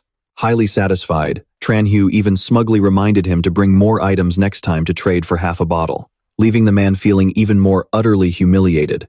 On his way back, he ran into Uncle Vuong, who was carrying some water to help others. He mentioned that Auntie, Lu in the next building, was raising her grandchild alone. The kid had heat stroke, and with how brutal the heat was, he just couldn't bear to stand by and do nothing. Tran Hu merely warned him to look after himself first, but Uncle Vuong shook his head, saying he was already old and just couldn't stand to see children suffer. When he delivered the water, Auntie Lu thanked him profusely, but deep down, she was already scheming. Grumbling that it was too little, she immediately started plotting how to exploit his kindness again. Carrying the water, she stopped in front of another door and knocked. When someone opened it, she immediately presented the water, her voice shifting to a highly submissive tone. "Mr. Triyu, here is today's offering." Mok Thuong stared at his phone, a deep frown on his face, looking utterly baffled. "This isn't right," he muttered, turning his screen to show Tran Hu the message he had just received. "Sorry, I'm backing out of the trade." The trade was cancelled. Tran Hu frowned. This was already the third time today. It couldn't be a coincidence. Mok Thuong looked irritated. "It's not just a cancellation. It feels like someone is targeting us." Right then, a loud commotion echoed from a distance as a furious crowd marched toward them, their eyes filled with rage. They pointed straight at Tran Hu, shouting, "This is the guy. You shouldn't be secretly selling water on your own. You're poisoning everyone with this cursed commercial water. Your sins are unforgivable." Tran Hu, holding a bottle of water in his hand, simply let out a cold, quiet laugh. "An evil substance? Then what do you guys drink? Piss?" Chen Xiao's mocking question makes them flush red with anger and embarrassment, but they still try to shout over him to justify themselves. It turns out they're followers of the clean water sect. They actually believe that regular water is a form of exploiting the Earth's resources. To them, only water purified by the great Zhao Qian can wash away humanity's sins. And just like that, they start rambling on and on about how global warming is God's punishment. They believe only abstinence and repentance can bring salvation, and that Zhao Qian is God's chosen representative. One of them points a finger and demands Chen Xiao hand over all his water immediately, warning him that disaster will strike if he doesn't, and he even tries to recruit him into their cult. Chen Xiao just sneers and says it straight to their faces. They're just a bunch of weaklings escaping reality through a pathetic cult. That spark completely sets them off. One guy angrily barks back, claiming that if anyone actually met Zhao Qian, they'd fall to their knees in absolute awe. Standing nearby, Mu Kang can't help but scoff, calling them fake prophets. Chen Xiao doesn't say another word, calmly taking huge gulps of water right in front of their eyes. He even deliberately lets the water spill down his chin, wearing a deeply refreshed, highly provocative expression. This drives Zhao Qian, who's lurking behind the crowd, absolutely wild. He gnashes his teeth and screams that it's blasphemy, as Chen Xiao's system constantly racks up massive points from the soaring rage. Only then does Chen Xiao speak up, saying, "Sharing is nice, but keeping it all to myself feels way better. But since you worship him like a god, let's play a little game. Whoever dares to call Zhao Qian an idiot out loud gets a whole bucket of water." The entire crowd freezes. Zhao Qian roars at them to stop, but extreme thirst quickly overrides their sanity. A trembling man steps forward and screams, "Zhao Qian is a total idiot." Zhao Qian's thugs immediately rush in to grab him, but the man keeps desperately screaming, "I just want a drink. I can't take this anymore." Chen Xiao sighs and shakes his head at the chaotic scene. "Well, looks like this poor soul won't get to enjoy my water after all." The atmosphere turns completely chaotic, and the cultists are eventually forced to retreat in pure frustration. Mu Kang lets out a sigh of relief, thinking it's finally over, but Chen Xiao shakes his head. "Not yet. If they keep messing with my water business, I'll have no choice but to tear them out by the roots." On their way back, Doomsday propaganda posters and clean water sect flyers are plastered literally everywhere. Standing before an ancient, grand building, Chen Xiao's eyes darken. "If I just wipe them out with brute force, it'll only trigger a massive backlash from the public. Besides, I still need to farm their emotional reactions. So first, I need to figure out who's pulling the strings." He quietly sneaks closer, peeking through the window. Inside, a theatrical show is currently underway. Zhao Qian holds up a bottle of water, loudly telling everyone to watch closely as he pours it over an unconscious woman. Just a few seconds later, her eyes slowly flutter open. The crowd instantly erupts, absolutely convinced they just witnessed a divine miracle. They believe even a tiny drop of his blessed water can instantly cure heat stroke, which only fuels their fanatical devotion. Watching from the shadows, Chen Xiao narrows his eyes, a clear question forming in his mind. Is that woman just an actress, or has Zhao Qian actually awakened some real power? The woman who just woke up falls to her knees, her voice trembling as she begs Zhao Qian, "My savior, I don't even know how I can ever repay your kindness. Please, let me stay by your side and serve you." Zhao Qian steps closer with a sickeningly fake warmth in his voice, claiming that the Lord remembers every sacrifice, and that the greedy will surely face divine punishment. He then continues preaching, claiming this scorching apocalypse is merely the Lord's purification process, and only true believers will survive. His words seem to completely hypnotize the crowd. With a wave of his hand, he commands everyone to bring forward their contaminated water so he can purify it. Right at that moment, Chen Xiao steps forward. The cultists immediately block him, barking that unclean people aren't allowed inside. But then, Chen Xiao suddenly bows his head. Clasping his hands together, he says in a trembling, terrified voice, "I was wrong. It's too hot outside, and the water is running out. I don't know what's going to happen to us." He then drops to his knees right in front of everyone, putting on a shivering act. "I'm so scared. I don't want to die like a dog. Lord, please save me. I will dedicate all of this water to you." As massive containers of water roll out from behind him, the crowd is instantly struck with shock. With so much water right in front of them, everyone's eyes light up with pure, desperate desire. Zhao Qian stares, unable to hide the greedy glint in his eyes, before suddenly recognizing who Chen Xiao actually is. Putting on a solemn front, he speaks, "Your sins are heavy, but since you repent, the Lord shall grant you mercy." Then, he immediately orders his men to take all the water. Chen Xiao bows in mock gratitude, sneering on the inside. This fraud has taken every last drop of water from these gullible people, leaving them with only a microscopic amount and calling it holy water. If this keeps up, these folks won't even survive another month. But on the outside, Chen Xiao keeps playing along. Right then, someone rushes in panting. Aunt Yun's granddaughter has collapsed, her face turning purple from severe heat stroke. The room instantly falls into utter chaos. Aunt Yun wails, "I already gave her the holy water, but it's not working." She drops to her knees, begging Zhao Qian for help and promising to donate even more, but he only gives her a cold, indifferent look and replies, "The Lord is not your babysitter. If the holy water failed, there is only one reason. Your faith is lacking." He then barks at her to repent immediately. He proudly declares that tomorrow at noon, he will perform a true miracle for everyone to witness. Once again, the gullible crowd buys it, but standing on the outside, Chen Xiao only lets out a cold smirk. The truth is already crystal clear. He then handed Tran Hu a bracelet, declaring, "From today on, you're a member of the Clear Water sect. Since you offered up so much water, you've been granted an exception. But don't you dare forget your sins."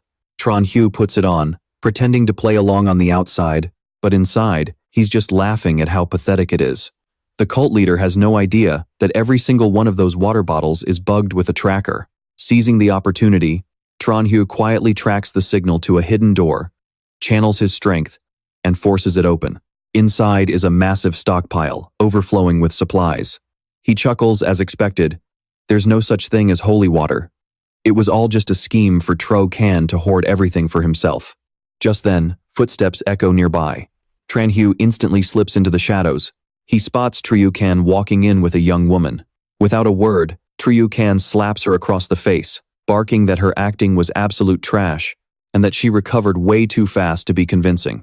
She keeps her head down and apologizes, explaining that using her powers drains too much energy. But he doesn't give a damn. He treats her like a mere tool, reminding her that he was the one who dragged her out of hell. Watching from the dark, Tran Hu finally puts the pieces together. Triyu Can isn't the one who awakened, it's the girl. Triyu Can is just piggybacking on her powers to build a fake cult. A smirk plays on Tran Hu's lips as a much more entertaining plan starts to take shape in his mind. As night falls, the entire city is swallowed by a deathly silence. Inside a cramped room, a young girl lies curled up on a bed, her face contorted in pain as she gasps for breath, suffering from the extreme heat and dehydration. The door creaks open, and a figure slips in silently. It's Tran Hu. He looks down at her coldly for a moment, before casually tossing a bottle of water onto the floor. The soft thud echoes, shattering the quiet. Startled, the girl wakes up.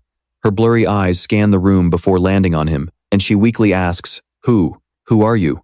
Tran Hu doesn't bother explaining. He just says flatly, "Drink up. If you survive the night, you'll understand. With that, he turns and vanishes as quickly as he arrived. The next morning, a massive crowd gathers in the school courtyard under a suffocating, blistering heat. Tryoken walks in, basking in the crowd's worship. He sits down calmly, begins his meditation, and speaks in a hypnotic tone. As long as you hold faith in your heart, this heat cannot touch the God's messenger. The brainwashed crowd hangs on his every word. Some are even moved to tears, genuinely believing they are witnessing a divine miracle. Tranhyo watches silently from the corner, his eyes cold. The same old trick, using someone else's awakened power to trick these fools. He shifts his gaze to Lam Tin. Instantly, their spiritual energies begin to clash. Tranhyo slowly raises his hand as a dark aura gathers around him, a mischievous idea popping into his head. What happens if her powers get blocked by a spatial distortion? In an instant, the air around her subtly shifts. Lam Tin suddenly tenses up, realizing someone is messing with her power. She frowns as sweat beads on her forehead, causing Tryoken to lose his cool. Wiping his sweaty face, he snaps. "What the hell are you doing?" Panicking, Lam Tin whispers back. "Someone is interfering.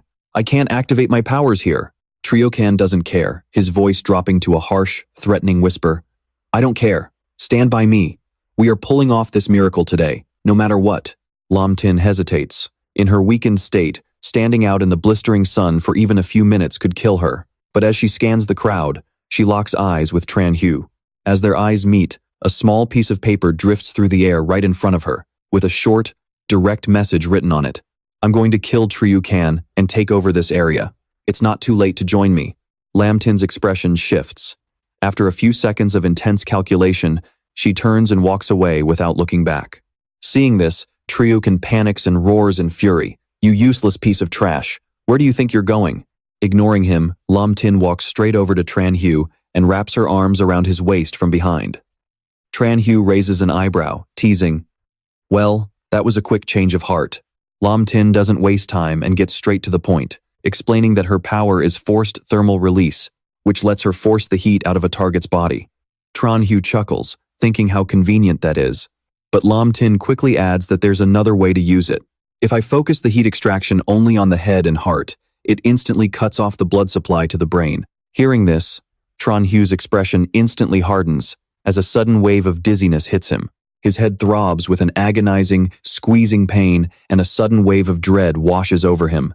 This is bad. The scene then shifts to a memory of Lam Tin clutching a tiny kitten to her chest, her entire body trembling with fear as she desperately begs over and over. "Don't die.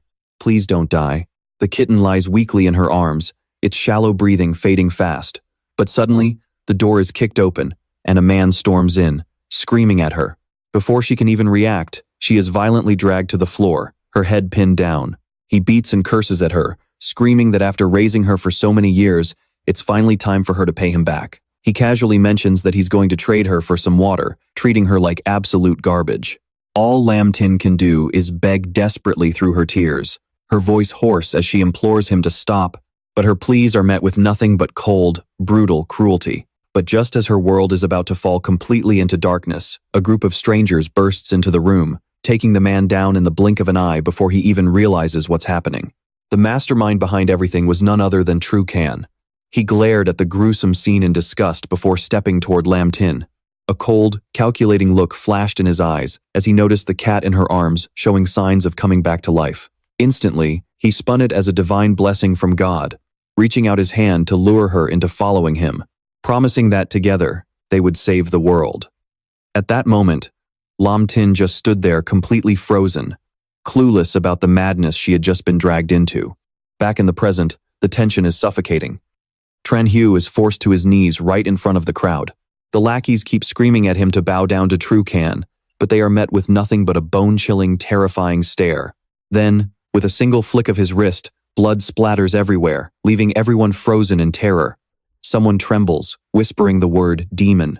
Tranhyo doesn't back down. Instead, he steps forward, his voice low but heavy with intense pressure. He demands to know how many atrocities these people committed before the apocalypse, yet idiots still choose to follow them now. It is absolutely pathetic.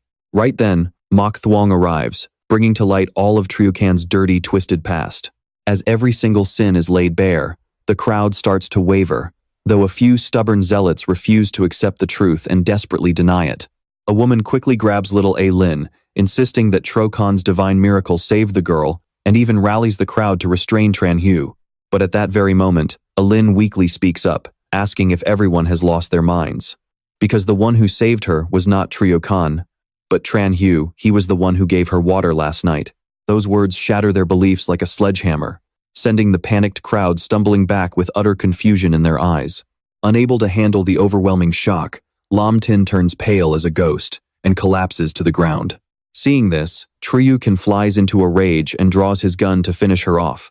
But the bullet vanishes right in front of his eyes, leaving him completely paralyzed with shock. Only then does Tran Hu speak up, his tone nonchalant as he says he already collected the bullet, adding that it might still be useful. Trokan instantly realizes that Tran Hu is also an awakened being, and he is the one who has been ruining his plans from the very start. The air instantly grows suffocatingly tense. In a cold voice, Tran Hu declares that it is time to end this pathetic circus. But instead of backing down, Trokan bursts into a maniacal laugh, injecting a strange drug straight into his body right in front of everyone. His body instantly begins to mutate into a grotesque monster. Tran Hu immediately recognizes it as the drug developed by Lam Kwok Dong. Trokan lunges like a rabid beast, launching a frenzy of attacks while screaming that he sacrificed absolutely everything to gain this power. He grabs Tran Hu in a death grip, dragging them both over the edge, determined to take his enemy down with him. In that final descent, he begins spitting out a lifetime of pent-up resentment, his childhood of poverty, being constantly looked down upon, and having his life's work stolen without ever getting a fair shot. Until the apocalypse handed him the ultimate chance to rewrite his fate, only for Tran Hu to ruin it all. His desperate screams echo through the air, but Tran Hu only replies with cold indifference. Enough. You are the only one who deserves to die here. At that exact second, the system activates, unlocking a new skill. Space leap. In the blink of an eye, Tran Hu's body vanishes into thin air, leaving Trokan plummeting through the void, his eyes wide with panic, as tears stream down his face in pure despair. From high above, Tran Hu quietly looks down, his voice chillingly calm. What a pathetic soul. Too bad for him, he crossed paths with me. The surrounding crowd points trembling fingers at Tran Hu, their voices shaking with a mix of fury and terror as they scream, "Demonic witchcraft! He is a demon!" But he does not even bother to look at them, casually walking over to where Lam Tin lies on the ground. Her body is so weak she can barely muster any resistance. He bends down to inspect her, no visible wounds, just severe exhaustion and extreme shock. She can still be saved. He reaches into his space storage and pulls out a bottle of water. But just as he is about to help her drink, a woman suddenly rushes forward, blocking him and pointing an angry finger, screaming, "Don't you dare save her! You're a monster too! If it weren't for this vile woman, Lord Trokan would never have suffered. She must have bewitched him." Hearing this, Tran Hu frowns in annoyance, his voice turning ice cold. "I suggest you stay out of my way." But instead of backing off, the mob begins to close in on him. Someone yells that they must cleanse him, and the entire crowd joins hands, chanting gibberish prayers. Another fanatic screams right in his face like they are possessed. By this point, Tran Hu's eyes hold nothing but pure disgust. He does not even need to lift a finger. With a single passing thought, their heads instantly explode one by one. The bloody spectacle freezes the air, and the chanting instantly falls dead silent. Slowly, Lam Tin regains consciousness, weakly asking what just happened. Tran Hu simply replies that she almost died of exhaustion, and if she wants to live, she needs to drink this.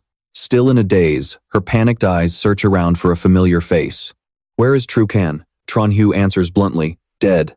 If you really want to, I can take you to see his body one last time." Right then, a heart-wrenching scream pierces the air. Little A Lin comes running over. The two turn their heads only to see the girl's grandmother standing there with hollow, lifeless eyes. She mutters to herself that it was all a lie, there is no God, and there is nothing left to hold on to. Then, to everyone's absolute horror, she throws herself off the edge, ending it all. A Lin screams out in pure, agonizing despair. Tran Hu quickly pulls the girl into his arms, but a pain like that cannot be easily comforted. Wiping away her tears, she grits her teeth and vows she will not follow in their foolish footsteps. She will survive, no matter what it takes. As the city finally quieted down, Lin Jing sat in a small room, facing Chen Xiao and Ah Ling. Her voice dropped as she confessed she once thought Zhao Qian was her savior, but he turned out to be a monster who used her, forcing her to do terrible things. He was both terrified and jealous of her powers, constantly whining about why he wasn't the one who awakened. Hearing this, Chen Xiao coldly remarked that since he couldn't even cut it in the academic world back then, how could he expect to awaken during the apocalypse? Dying in resentment is a fitting end for a pathetic loser. Lin Jing gave a weak nod, admitting she had actually been terrified the whole time. She only wanted to help people, but ended up hurting them instead. Ling chimed in, reassuring her that she was still a good person. You just met the wrong person, Ling said, making Lin Jing freeze for a moment. Meanwhile, Chen Xiao was thinking along a completely different line. One Zhao Qian was dead, but that didn't mean a second one wouldn't appear. Just standing on the sidelines was never going to be enough to survive this hell. He needed to take control. With that thought, he stood up and told everyone outright that the water supply Zhao Qian hoarded was still fully intact. He could easily keep it all for himself, but if they fell in line and listened to him, he would distribute it to them. The crowd instantly changed their tune, bowing and thanking him profusely. Meanwhile, Mu Kang, standing nearby, stared at him with deep suspicion. Mu Kang couldn't wrap his head around what he was planning. Chen Xiao only let out a faint, dangerous, and unpredictable smirk. Right after that, the scene shifted to a massive, barricaded building. No outsiders allowed. The transfer papers were signed right on the spot. Everything went down incredibly fast. Someone asked him in disbelief if he was really planning to take over the entire building. Chen Xiao just leaned back casually, his voice firm. A single safe house is no longer enough. From now on, this whole building would become his personal survival fortress. In his past life, when the air temperature hit 56 degrees and the ground scorched at 78 degrees, the entire city was practically swallowed by a massive furnace. Everything warped and cracked, and even the sturdiest structures began to collapse. Back then, Chen Xiao stood in the middle of that wasteland. His hand touched a metal surface that had turned soft, his heart filled with utter panic. He didn't understand what was happening until he saw with his own eyes concrete blocks and steel beams losing their rigidity. They crumbled like sand, making him realize the second heat wave was far worse than anything they had ever faced. Snapping back to the present, Chen Xiao knew one thing for certain. If he didn't reinforce the entire building right now, it wouldn't stand a chance when the temperature spiked again. Fortunately, the residents trusted him. After weighing their options, they all agreed to move in, giving him the perfect opportunity to start preparing. Just then, a news broadcast blared from the TV, announcing that the month-long extreme heat wave was finally showing signs of letting up. But it was only temporary, and temperatures could skyrocket again at any moment. Chen Xiao only gave a cold chuckle. The word could meant absolutely nothing in this era, but this brief window was still enough for him to catch his breath and launch his plan.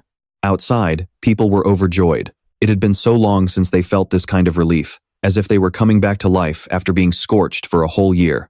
Chen Xiao looked up at the sky, his eyes turning calculating. This was the golden window to rebuild the entire complex. But before he could do that, he had an even more pressing matter to handle.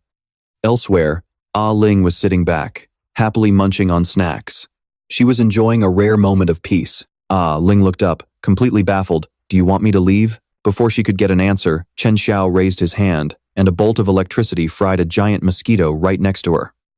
Ling immediately got the hint and teased with a smirk. You need my powers, don't you? By the way, that mosquito was getting way out of hand. Chen Xiao didn't deny it. He just looked around silently, calculating that solar-powered generators would lose efficiency in the extreme heat. He clearly needed a more reliable power source, and Ling's ability was the perfect fit. Finally, he nodded and said, You can stay as long as you want. Hearing that, Ling happily ran off, saying she wanted to check out Lin Jing's place, leaving Chen Xiao standing there, calling out after her in vain. But he just shook his head and decided to follow her. After all, Lin Jing's heat dissipation ability was absolutely vital. In this brutal world, he had actively brought her to live in his building to keep her close and protected. Arriving at her door, Chen Xiao knocked gently, but there was no response. He pushed it slightly, realizing it was unlocked. The moment he stepped inside, Lin Jing walked out of the bathroom, and both of them instantly froze.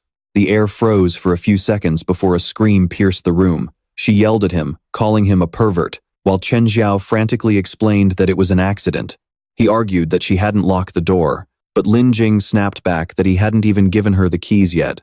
In the end, Chen Xiao was forced to stand outside, sighing over the unnecessary drama. A moment later, he spoke up, his tone turning serious. He asked Lin Jing if she ever regretted letting him bring her here.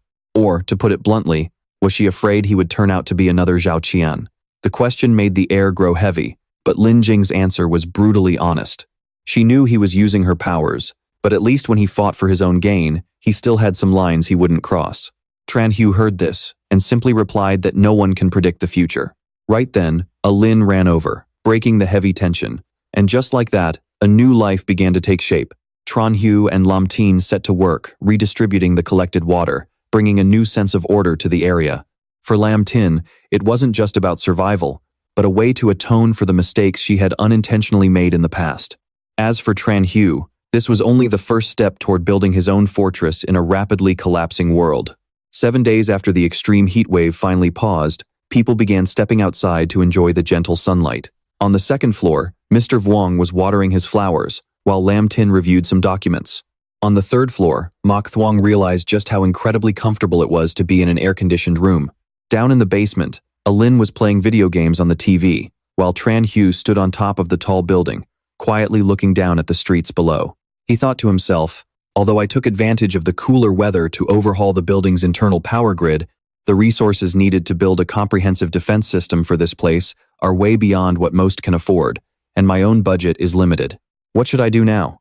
Suddenly, Tran Hu's gaze locked onto the people down below. One of the henchmen spoke up. Boss, I heard there's plenty of water here, and some guy is hoarding an entire building all to himself. Jia Hao replied, in a tiny place like Lac Than, someone actually has the balls to be that arrogant? Who cares about him? Let's just get this over with. A short while later, they were all sprawled out on the ground. Tran Hu thought, during this sudden drop in temperature, many criminals have started moving between provinces, and now, even gangs from other regions are showing up. After asserting his dominance time and time again, even the newly arrived thugs from out of town knew to steer clear of Tran Hu's neighborhood. Cut to the government's temporary command center, Thien Khan said. This doesn't make sense. Lac Than is spiraling out of control, yet this neighborhood is the only place that's managed to maintain some peace. Is that the area? That's where the cult was wiped out before. Check it out. Soldier A replied, yes, sir. But given the current situation, we can't really get involved in these gang turf wars. He insisted, no, my gut tells me there's more to this than meets the eye. The scorching heat had completely shattered their daily routine, but this small town of Lac Than hid far more anomalies, especially the secrets buried deep in the shadows. A female officer called out to her commander, sir, the video footage has been recovered. There are a few details I need you to confirm. This was the footage recorded on the day of the casualties at the Lac Than church. Tran Hu vanished for a brief second. The commander gasped in shock. What? He actually appeared on the rooftop completely unscathed?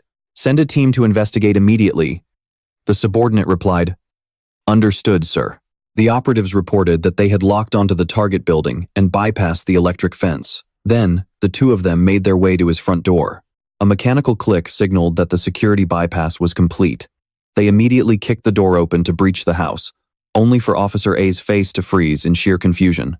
At that moment, innocent little A Lin appeared, rubbing her sleepy, watery eyes with her tiny hands. Did I play too many video games and start hallucinating? The operative muttered in utter confusion. Why is there a little girl here? He ordered, whatever, just secure her first. But in response, a terrifying, overwhelming power erupted from Lin. Breaking the silence of the night, the little girl's angry voice echoed through the building. Don't you guys have any manners? A moment later, the little girl started worrying. Oh no, I wonder if they're government agents. I hope I'm not going to get locked up again. Just then, Tran Hu walked out, rubbing his eyes. What's all the racket in the middle of the night? He asked sleepily. Wait, why haven't you gone home yet? Lin said seriously. I think we're in big trouble. Tran Hu took one look at the scene outside, and his face instantly darkened. It was bad. Tanks had completely surrounded Tran Hu's building. 30 minutes after losing contact with the special forces, Thien Khan shouted through a megaphone, Tran Hu, drop your weapons immediately and release my men. Otherwise, we will use lethal force to breach. Mok Thuong was startled awake by the noise. What's that sound? As he sat up, he was instantly blinded by searchlights. He peeked outside and gasped in shock. The military. Lam Tin also pulled back her curtains to see what was going on. What's happening? Mr. Vuong asked in a panic. Why is the army here? Right then, Tran Hu's voice came through their room intercoms. Everyone, stay inside your rooms. Tran Hu asserted, I'll handle this. He then opened the door, tossed his things aside, and stood there, glaring at the military. Tran Hu demanded, You break into my house in the middle of the night. Mind explaining yourselves? Thien Khan replied, Tran Hu, we've seen the video from the church. Thien Khan's expression was cold and resolute. He continued, Do you possess superpowers? It seems the rumors about people with special abilities weren't made up after all. Superpowers are an extremely rare gift, especially in times like this. If you agree to cooperate and come with us for research, everything that happened tonight can be swept under the rug. Tran Hu scoffed. Research? You guys want to lock me in a lab or something? His voice dripped with sarcasm. Sorry, but I am not interested. Thien Khan remained completely unfazed. Is that so? I was not asking for your opinion. I am telling you how it is. Tran Hu frowned in irritation. My answer remains the same, and I do not like repeating myself. Furious at his attitude, Thien Khan immediately ordered his men to open fire. Instantly, a barrage of missiles was launched, but none of them could even touch Tran Hu because he had already deployed a powerful force field. The soldiers turned pale, gasping in disbelief. What? How is that even possible? Tran Hu calmly raised his hand and said, Here, let me return these to you. Suddenly, the incoming projectiles reversed course and flew straight back. A massive explosion erupted, leaving everyone terrified. Thien Khan stammered, Is this your superpower too? I knew attacking you would be pointless, but I never expected you to be this powerful. Tran Hu gave him a cold stare. Next time, my targets will be actual people. Trying to de-escalate, Thien Khan quickly replied, Tran Hu, we yield, but I hope you understand our position. We just received the report from the Meteorological Bureau. This upcoming extreme heat wave is just the beginning. Thien Khan warned that the next wave would be far more devastating. Tran Hu let out a faint smirk. I already knew that. Thien Khan continued, Tran Hu, when that time comes, we are going to need people like you. To put it bluntly, the very survival of humanity might just rest on your shoulders. Tran Hu scoffed in response, I am not a good guy, and I am definitely not some grand savior of mankind. Anyone who dares to disturb my peace will be eliminated. Besides, the world is about to descend into absolute lawlessness. Your military does not scare me. However, Thien Khan leaned in expectantly. However, what? Tran Hu replied, If you agree to one condition of mine, I might consider lending you a hand. Thien Khan quickly agreed, Name it, as long as you cooperate with us. We will grant not just this request, but whatever else you need. Tran Hu then laid out his terms. I want you to use your military resources to transform my building here into an ultimate apocalypse-proof fortress. The next day, scorching sunlight beat down on a convoy of military vehicles as the soldiers slowly drove onto the property. Thien Khan announced, We will break ground today. However, since some of the gear involves classified military technology, we will prefabricate the core modules back at our base first, then transport them here for final assembly. Tran Hu narrowed his eyes and replied, That works for me. Thien Khan gestured to a woman nearby and asked, And who might this be? Tran Hu quickly introduced her. Do not worry about her. She is my housemate, and she will be acting as my secretary today. Thien Khan nodded. In that case, the fortress upgrade project is officially underway. He laid his hands on the construction blueprints as each engineering squad was assigned their specific duties. He began to explain. Phase 1 is the solar power system.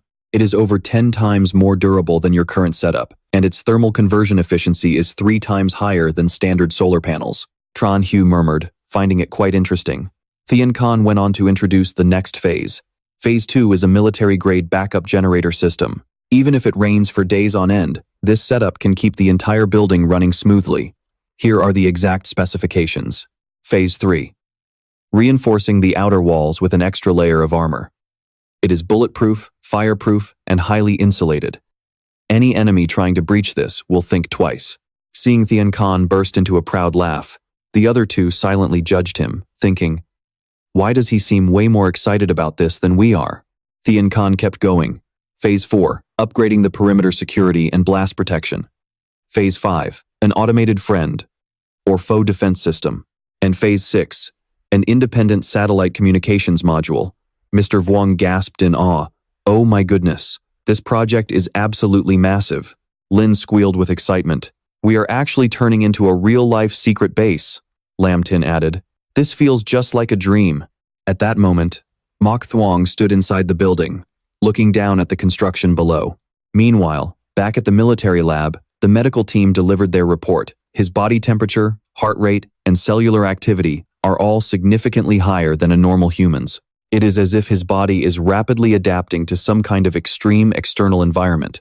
Thian Khan snapped, "Speak English, Doc." She quickly clarified. To put it simply, we suspect this disaster is not just about extreme heat. There is an abnormal surge in solar activity, and we have recently detected mysterious magnetic field disturbances in orbit. These unusual energy waves are directly affecting life forms here on Earth. Under the pressure of this extreme environment, certain individuals are starting to undergo adaptive mutations. Tron Hu chimed in other words, the superpower awakening you guys keep talking about. Thian Khan's eyes widened. So, you are saying these mutations won't just be limited to humans? You do not seem bothered or scared at all. Tron Hu casually replied. Well, it is not like I am the only awakened one out there anyway.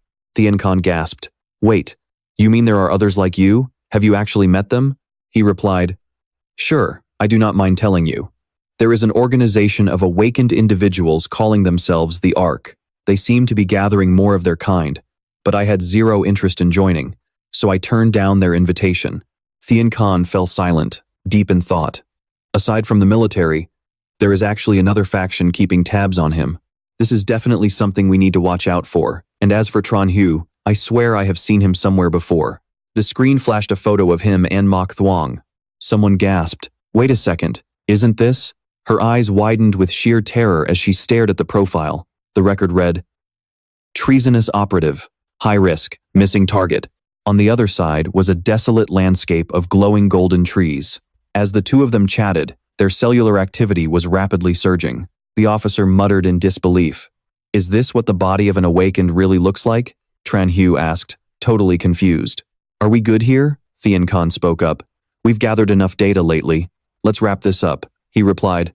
Then I'm heading home. He agreed. All right, I'll have my men drive you back. At that exact moment, the phone in Thian Khan's hand suddenly began to ring. Confused, he quickly picked it up. Hello? Thian Khan's face instantly went pale, and he yelled out to stop him. Tron Hu, wait, hold on, he demanded. Do you know this guy? The screen flashed the name. Vuong and True. Tron Hu recognized him as Mok Thuong, but the vibe he gave off now was totally different. Thian Khan said, look, I won't beat around the bush with you anymore. This guy is a wanted fugitive by the military, and we have evidence showing you were seen going in and out of the same building as him. He's hiding in your building right now, isn't he? Hand him over, Tran Hu. I'll handle the rest. I can protect you, and make sure nothing happens to your friends, he asked coldly. Do you really think that's going to happen? He countered, I really don't want to fight you, but this is an order from above. I have to arrest him. Otherwise, you're not leaving this room today. Instantly, a squad of armed men surrounded Tran Hu. He unleashed a cold wave of killing intent. It looked like negotiations were officially over. With a sudden flash of power, Tran Hu vanished into thin air. Thian Khan roared in frustration. Damn it, he got away. A subordinate asked anxiously. What are your orders, Commander? He barked back. Halt the fortress renovations for Tran Hu's building immediately. Mobilize all armed forces. We must subdue Tran Hu and capture that fugitive. Mr. Vuong wondered, why did the construction outside suddenly stop? Mok Thuong grew highly alert. Something feels very wrong. His eyes narrowed in an instant as he realized they had arrived. Outside, a strike team ambushed Mok Thuong. The security system warned that the structure was being damaged. A soldier in the back pointed, his voice trembling. Look at that. Right after, they were blasted back by a massive force. Over here, Lam Tin gasped, startled. What on earth was that noise? She struggled to open it. The windows, they're completely locked. A mechanical voice chimed in. Defense protocol initiated. Please remain inside and await further instructions. Mr. Vuong panicked. What is going on? Alin urged. Mr. Vuong, quickly, hide in your room. The military forces launched a brutal assault, aiming their heavy explosives right at their building. Mr. Vuong stammered. But why? Why are they doing this? Just a minute ago, those soldiers were helping us remodel. Why are they shooting at us? The little girl replied, Something must have happened to brother Tran Hu. Their faces both grew incredibly tense. Outside their building, the soldiers had completely surrounded the perimeter. At that exact moment, Tran Hu floated down gracefully from above. Alin cried out, "It's brother Tran Hu." The crowd began to murmur, "What's that noise? Are they fighting? It's the military. The east building is completely surrounded." Tran Hu grimaced in anger.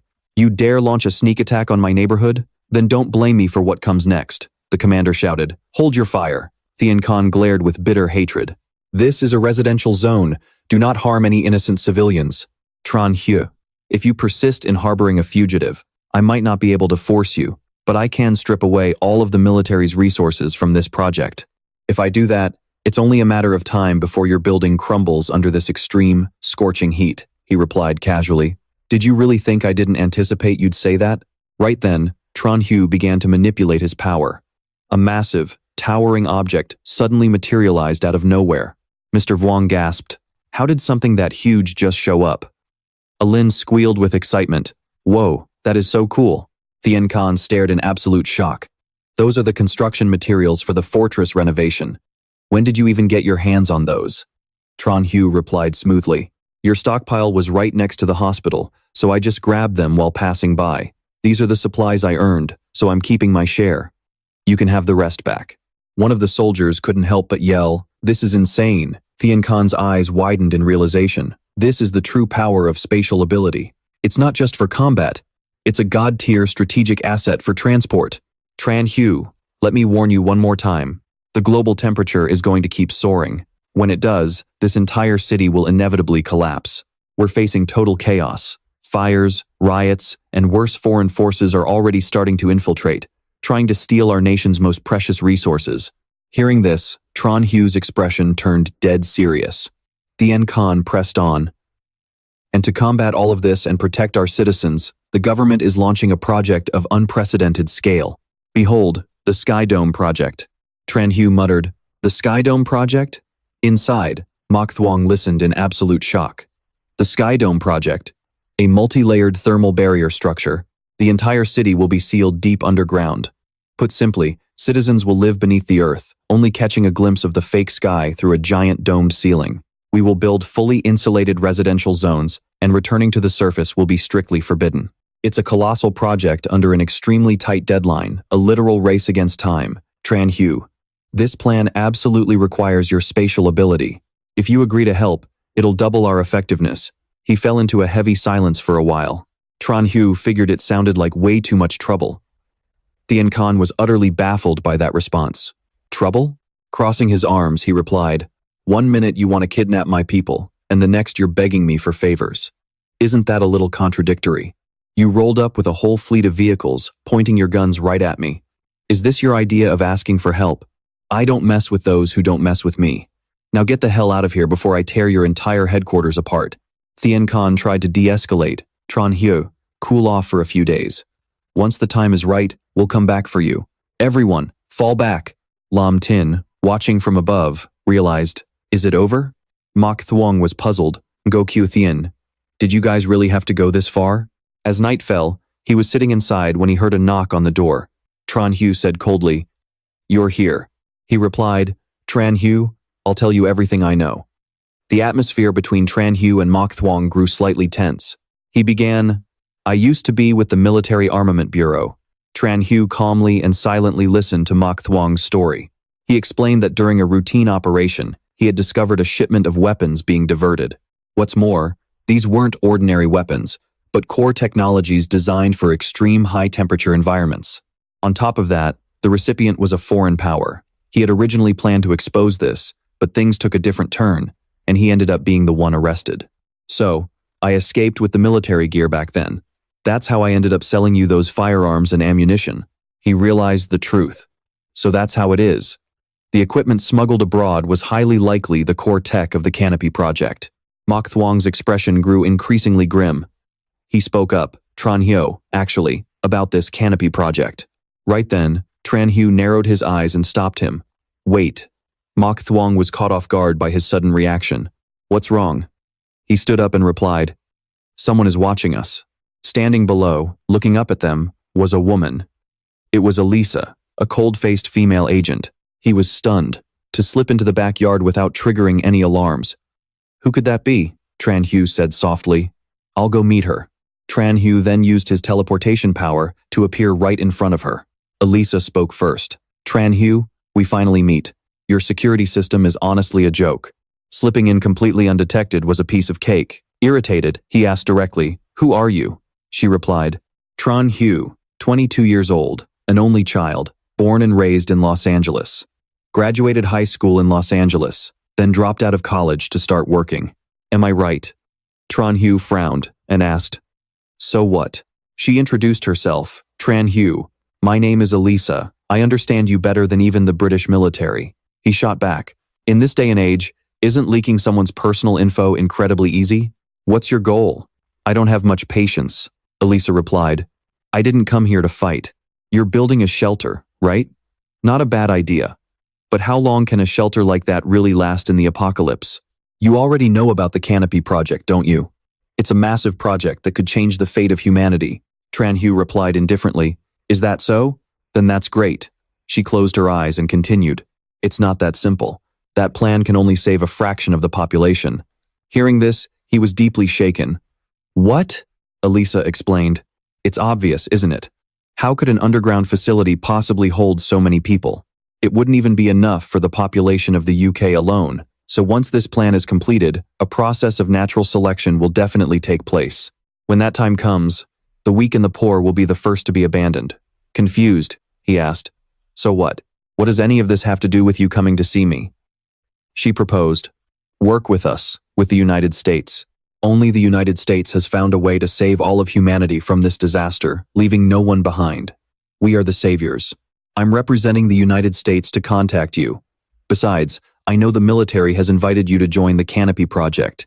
As for resources, technology, and intelligence, I hope you can secretly provide us with everything related to this plan. Tran Hu implied, you want me to betray my country? Elisa retorted, this is about saving humanity. Don't you get it? We will give you anything you want, money, status, seductively, she added, even me. He replied sarcastically, sounds pretty tempting. She laughed. I like men like you, ones who know what's good for them. How about we have some fun together tonight? Tran Hu brushed her hand off. I don't like being used as a pawn. Elisa's expression instantly soured, and she immediately aimed her gun at him. In the quiet of the dark night, with empty streets and high rises glowing with warm yellow lights, Elisa held the pistol in her hand and decisively pulled the trigger. The bullet tore through the air at a breakneck speed, but as it neared Tran Hu, he absorbed it straight into his spatial dimension. Tran Hu smirked. Is that all? She praised him. Haha, I'd expect nothing less from a spatial ability. But this was my goal all along. Scanning your spatial power metrics is my real objective. Elisa puts on her special glasses to read his power stats. She gasps in disbelief. It's actually this massive? Tran Hu's face darkens. After all, his previous haul from the church was massive, finally granting him the ability to upgrade his spatial powers. The breakdown, fear, despair, and sheer negative energy of those believers. Plus 9,999. Elisa licks her lips. What a gorgeous power. Tran Hu frowns slightly. Too bad I don't like being spied on. Suddenly, she freezes in her tracks, cold sweat pouring down like rain.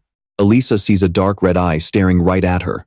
It's a grotesque monster covered in countless eyes, looming right in front of her.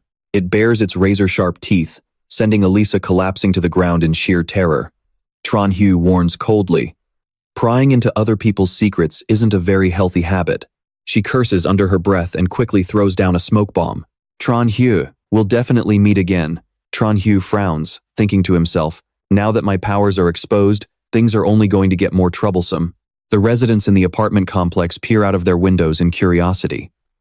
What was that loud noise? What is that? Outside, massive construction machinery starts roaring to life. The workers look on, puzzled. What on earth are these machines? I've never seen anything like them. Do directs them. Don't ask questions. Just do exactly as I say. Adjust that part over there. Tran Hu smiles in satisfaction. As expected of a genius student, she mastered it in just a few glances. Before long, the Doomsday fortress is fully built. Tran Hu grins. It's finally finished. I can't wait to test out its firepower. Meanwhile, Inside a magnificent mansion, the late afternoon sun filters through the window panes. Elisa kneels before Lai Truong. Report, master. The recruitment was a failure. He calmly strokes the cat in his lap. Van Thon snaps angrily. I told you so. You can't reason with someone like him. We should have just killed him from the start. Lai Truong smiles. Even though I'm not from this country, I quite like it here. The people here are hard-working, smart, and capable, and Tran Hu is no exception. It's just a shame. A talent who won't serve me poses the greatest threat. Simply killing him would be far too easy. Elisa keeps her head low, not daring to utter a single word. He licks his lips in excitement. I'll make sure his death is much more entertaining. Meanwhile, Dudu is walking down the street alone, carrying a toolbox. With transport completely down, the only way to get supplies is through direct offline trades. Suddenly, a shadow looms over her. Being much larger than Dudu, he easily overpowers her and knocks her out cold. When she finally wakes up, she finds herself tied up in a dark basement. Van Thon slowly walks over. Well, feeling awake yet? She smiles at Dudu with a mocking grin. So, you're the woman beside Tran Hu. Not a bad figure. But then again, I'm certainly not losing to you. Dudu looks at her with sheer disgust. You're Tran Hu's ex-girlfriend, aren't you? You kidnapped me just to get revenge on him. She sneers. That's right. And I'm willing to give you a chance to live. Lure Tran Hu over here, and I'll let you live. Dudu taunts back. Lure him here? And then what? Do you honestly think you can catch Tran Hu with a few pathetic traps? Van Thon loses her patience. That's none of your damn business. Cut the crap. Are you going to do it or not? Dudu warns her. Don't even dream about it. Let me tell you, I have a tracker on me. If my movements look even slightly off, he'll know instantly. Hearing this, Van Thon's brow furrows before she bursts into laughter. Haha. So what if he knows? As long as it lures him out of that pathetic fortress of his, my mission is complete. But before that, let's have some fun breaking you. Several burly men begin to close in on Dudu. She is absolutely terrified. No, please. Dudu shuts her eyes tight as tears stream down her face. Suddenly, a massive explosion rips through the basement. Van Thon is stunned by the blast. What? The explosion blows open a path, and a military armored vehicle rolls right in. Thien Khan orders his men to secure all the hostile guards, quickly tying up Van Thon and her accomplices. Dudu is bewildered. Why is the military here? He explains. Tran Hu contacted me yesterday. Right now, protecting his building's residents is my official mission. Hearing his name, Van Thon's face twists in pure rage as she grits her teeth. Tran Hu! Thien Khan commands his squad, targets secured. Take them all away. Standing alone in his apartment, Tran Hu hears Thien Khan's voice coming through the communicator. Target secured. Your companion is safe. He reminds him. Remember our deal. Thien Khan replies, protecting your people in exchange for your cooperation. I haven't forgotten. Tran Hu says, on the condition that I am not under your control. He nods. Deal. A sharp glint of anger flashes in Tran Hu's eyes. My intuition was right. Things are getting so tense now that the danger is bound to spill over to the people around me. But now that the military is one of my chess pieces, the tables have completely turned. An armored vehicle speeds down the street.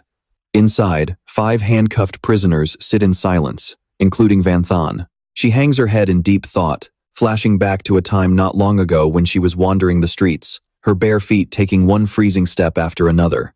Her lips were parched and cracked, her hair a disheveled mess.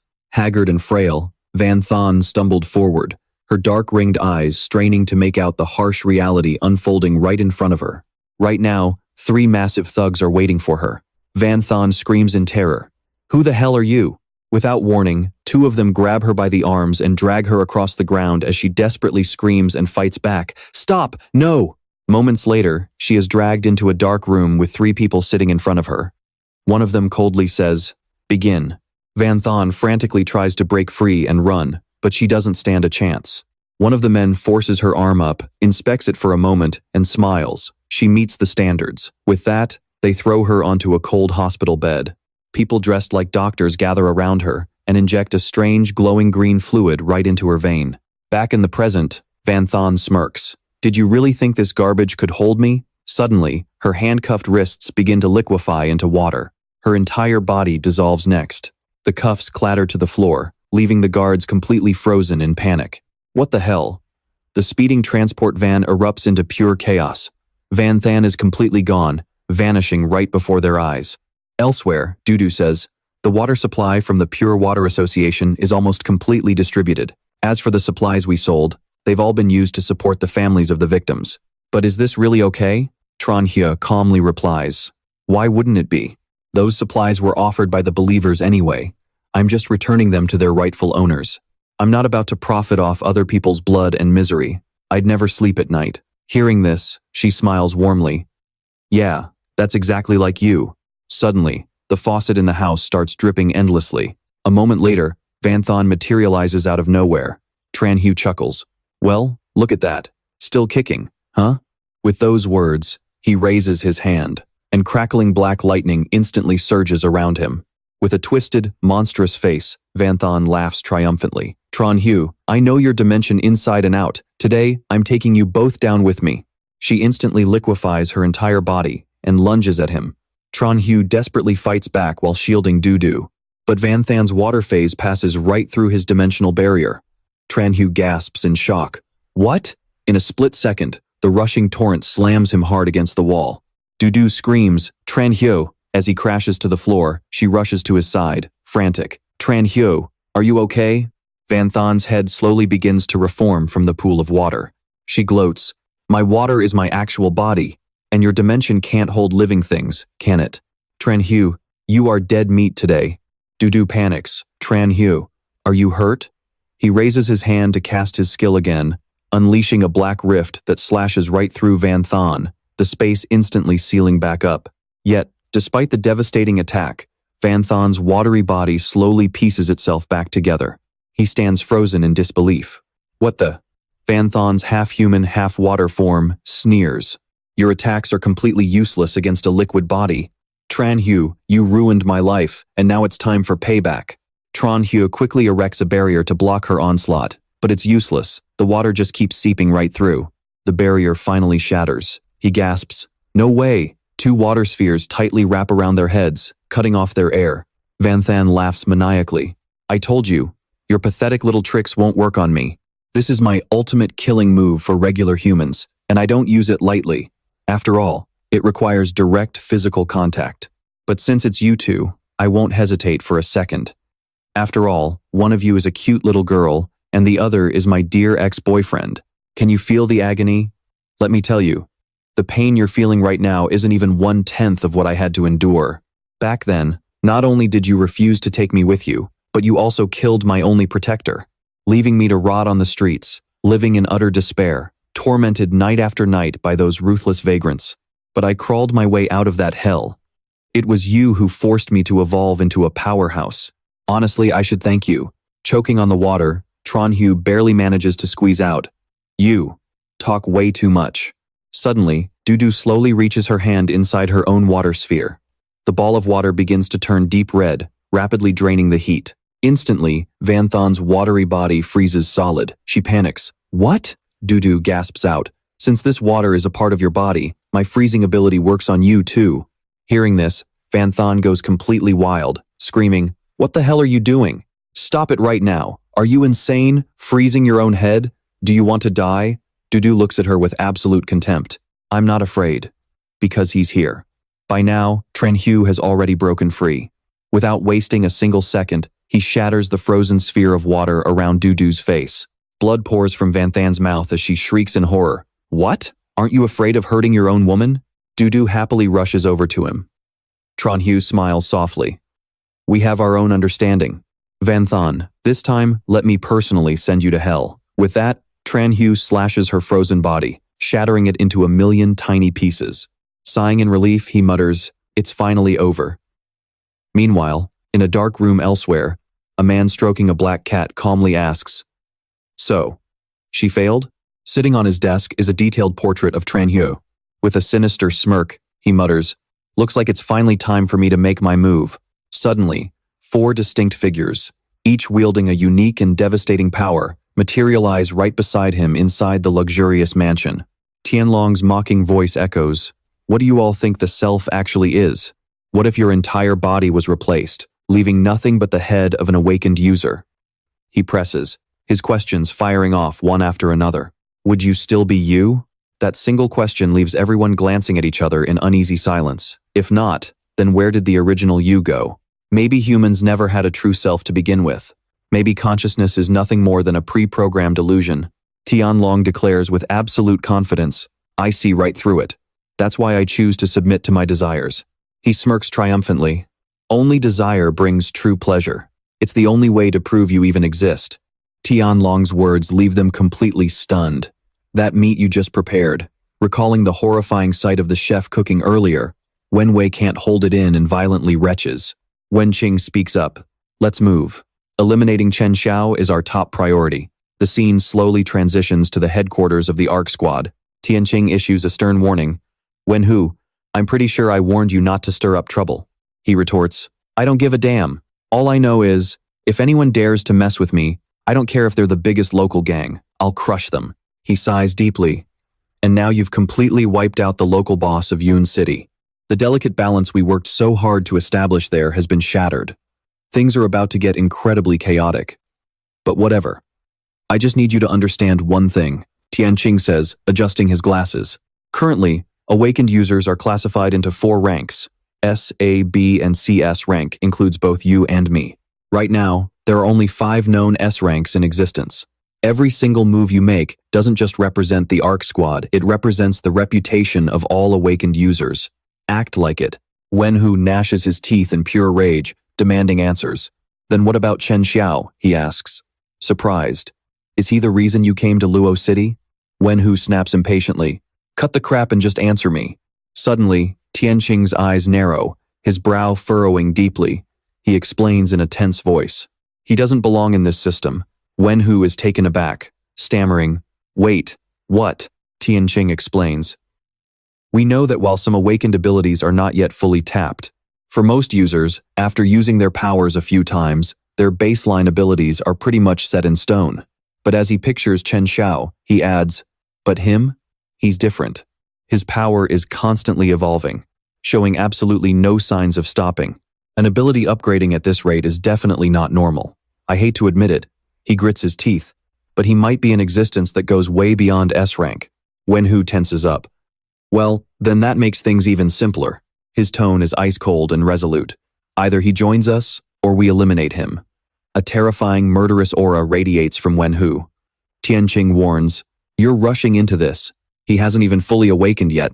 Wenhu replies confidently, exactly. That's why right now is the perfect window. If another faction gets their hands on him first, our grand goal for the ARC squad is finished. Tianqing grows anxious, knowing that Wenhu's reckless approach will only push Chen Xiao to become their enemy. He mutters, Tianqing, you can't stop me. This world has no room for unpredictable wildcards.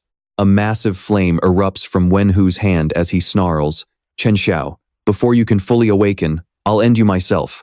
Tianqing shudders, thinking, how did things spiral so out of hand? The scene cuts to a large crowd of people arriving. Chen Xiao, today is the day you die. Wenhu's voice booms out, and looks like there's someone here with abilities similar to mine. Startled, the mob quickly spins around. Who the hell is that? Clenching his hand into a fist, he declares, Chen Xiao is my prey. You worthless small fry shouldn't waste your lives. Wenqing screams, you think you can act this cocky when you're completely outnumbered? We are the elite awakened squad under the young master. Everyone, bury this brat. As they swarm around Wenhu, he scoffs with utter disdain. Against trash like you, I don't even need to use my abilities. The scene shifts to a quiet corner of the bustling city. Seeing someone approach, Old Man Wang asks, who are you looking for? Wenhu's face hardens, radiating an intense, chilling aura. Is Chen Xiao here? He replies, nope, he went to the market to buy some groceries. He lowers his head, a wicked grin spreading across his face. Is that so? Wenhu turns to walk away, saying, thanks, old-timer. Make sure to stay healthy. Old Man Wang watches his retreating figure, thinking, he seems like a decent guy. Meanwhile, Wenhu mutters under his breath in an icy tone, but if you're lying, old man, I'll beat you to a pulp. The scene transitions. Xiaoling playfully demands, I want this one. Chen Xiao hesitates, asking, didn't you say your lightning powers only work when you're in a good mood? He teases threateningly, You know monsters take away little kids who tell lies, right? The little girl retorts, I'm not lying. Lin Jing steps in to play peacemaker. Come on, let's just get a few extra. They continue strolling together, completely wrapped in happiness. Watching them, the shopkeeper remarks, what a lovely family of three. Aren't you going inside to play? Chen Xiao quickly clarifies, oh, we're not a family. Xiao Ling squeals with excitement, Daddy, I want to ride the Ferris wheel. He gives her a light playful tap on the head and snaps, who are you calling Daddy? Stop saying that. Lin Jing chimes in, asking, excuse me, sir, is the amusement park still open at this hour? He replied, exactly. Since the world has gone to hell like this, shouldn't people be enjoying themselves even more? Who knows? This might be the last time humans ever get to play at an amusement park. Hearing those words, the two of them fell silent. Meanwhile, the little girl ran ahead, shouting, I'm going in first. Lam Tin advised him, you go play with Lin first. She's just a little kid. She should be hanging out with someone her own age anyway. I'll go somewhere else to gather supplies. Tran Hu agreed, all right then. The scene then shifts to the peaceful atmosphere of the amusement park. At the same time, on the other side, Van Ho was extremely irritated that Tran Hu wasn't there. Hey old man, did you play me? Right at that moment, he spotted Lam Tin. Van Ho quickly realized she was Tran Hu's woman, according to his intel. On this side, little Lin and Tran Hu were happily riding the Ferris wheel. Van Ho climbed onto a rooftop, silently watching them. In a chilling voice, he muttered, Found you, the little girl exclaimed. Wow, we're so high up. He thought to himself, just a kid. Right then, Lin's eyes caught a moving figure. It was Van Ho. When Tran Hu saw him, his eyes widened in shock and alert. He quickly crouched down to avoid being spotted. Tran Hu pulled little Lin close. Who's there? Van Ho sneered back. I'm here to kill you. He flashed a smug, twisted grin, clearly thrilled to face him. Then, out of nowhere, Van Ho lunged forward with a devastatingly powerful attack. Tran Hu quickly threw up a protective shield. As Van Ho's roar echoed through the air, what can you possibly do against me? He poured raw, brutal force into his strike, desperate to break through the glass and attack him. Their barrier began to crack. The massive impact generated a deafening explosion, sending thick smoke billowing everywhere. Tran Hu's body fell, landing on a cushion made of dark energy. He touched down safely. But Van Ho grabbed little Lin by the leg and sneered, Hey, Tran Hu, your teleportation power can't move other living things besides yourself, right? So, either you end your own life. Tran Hu's face immediately darkened, radiating pure, murderous intent. Van Ho threatened, leaning in, or I throw this little brat all the way down.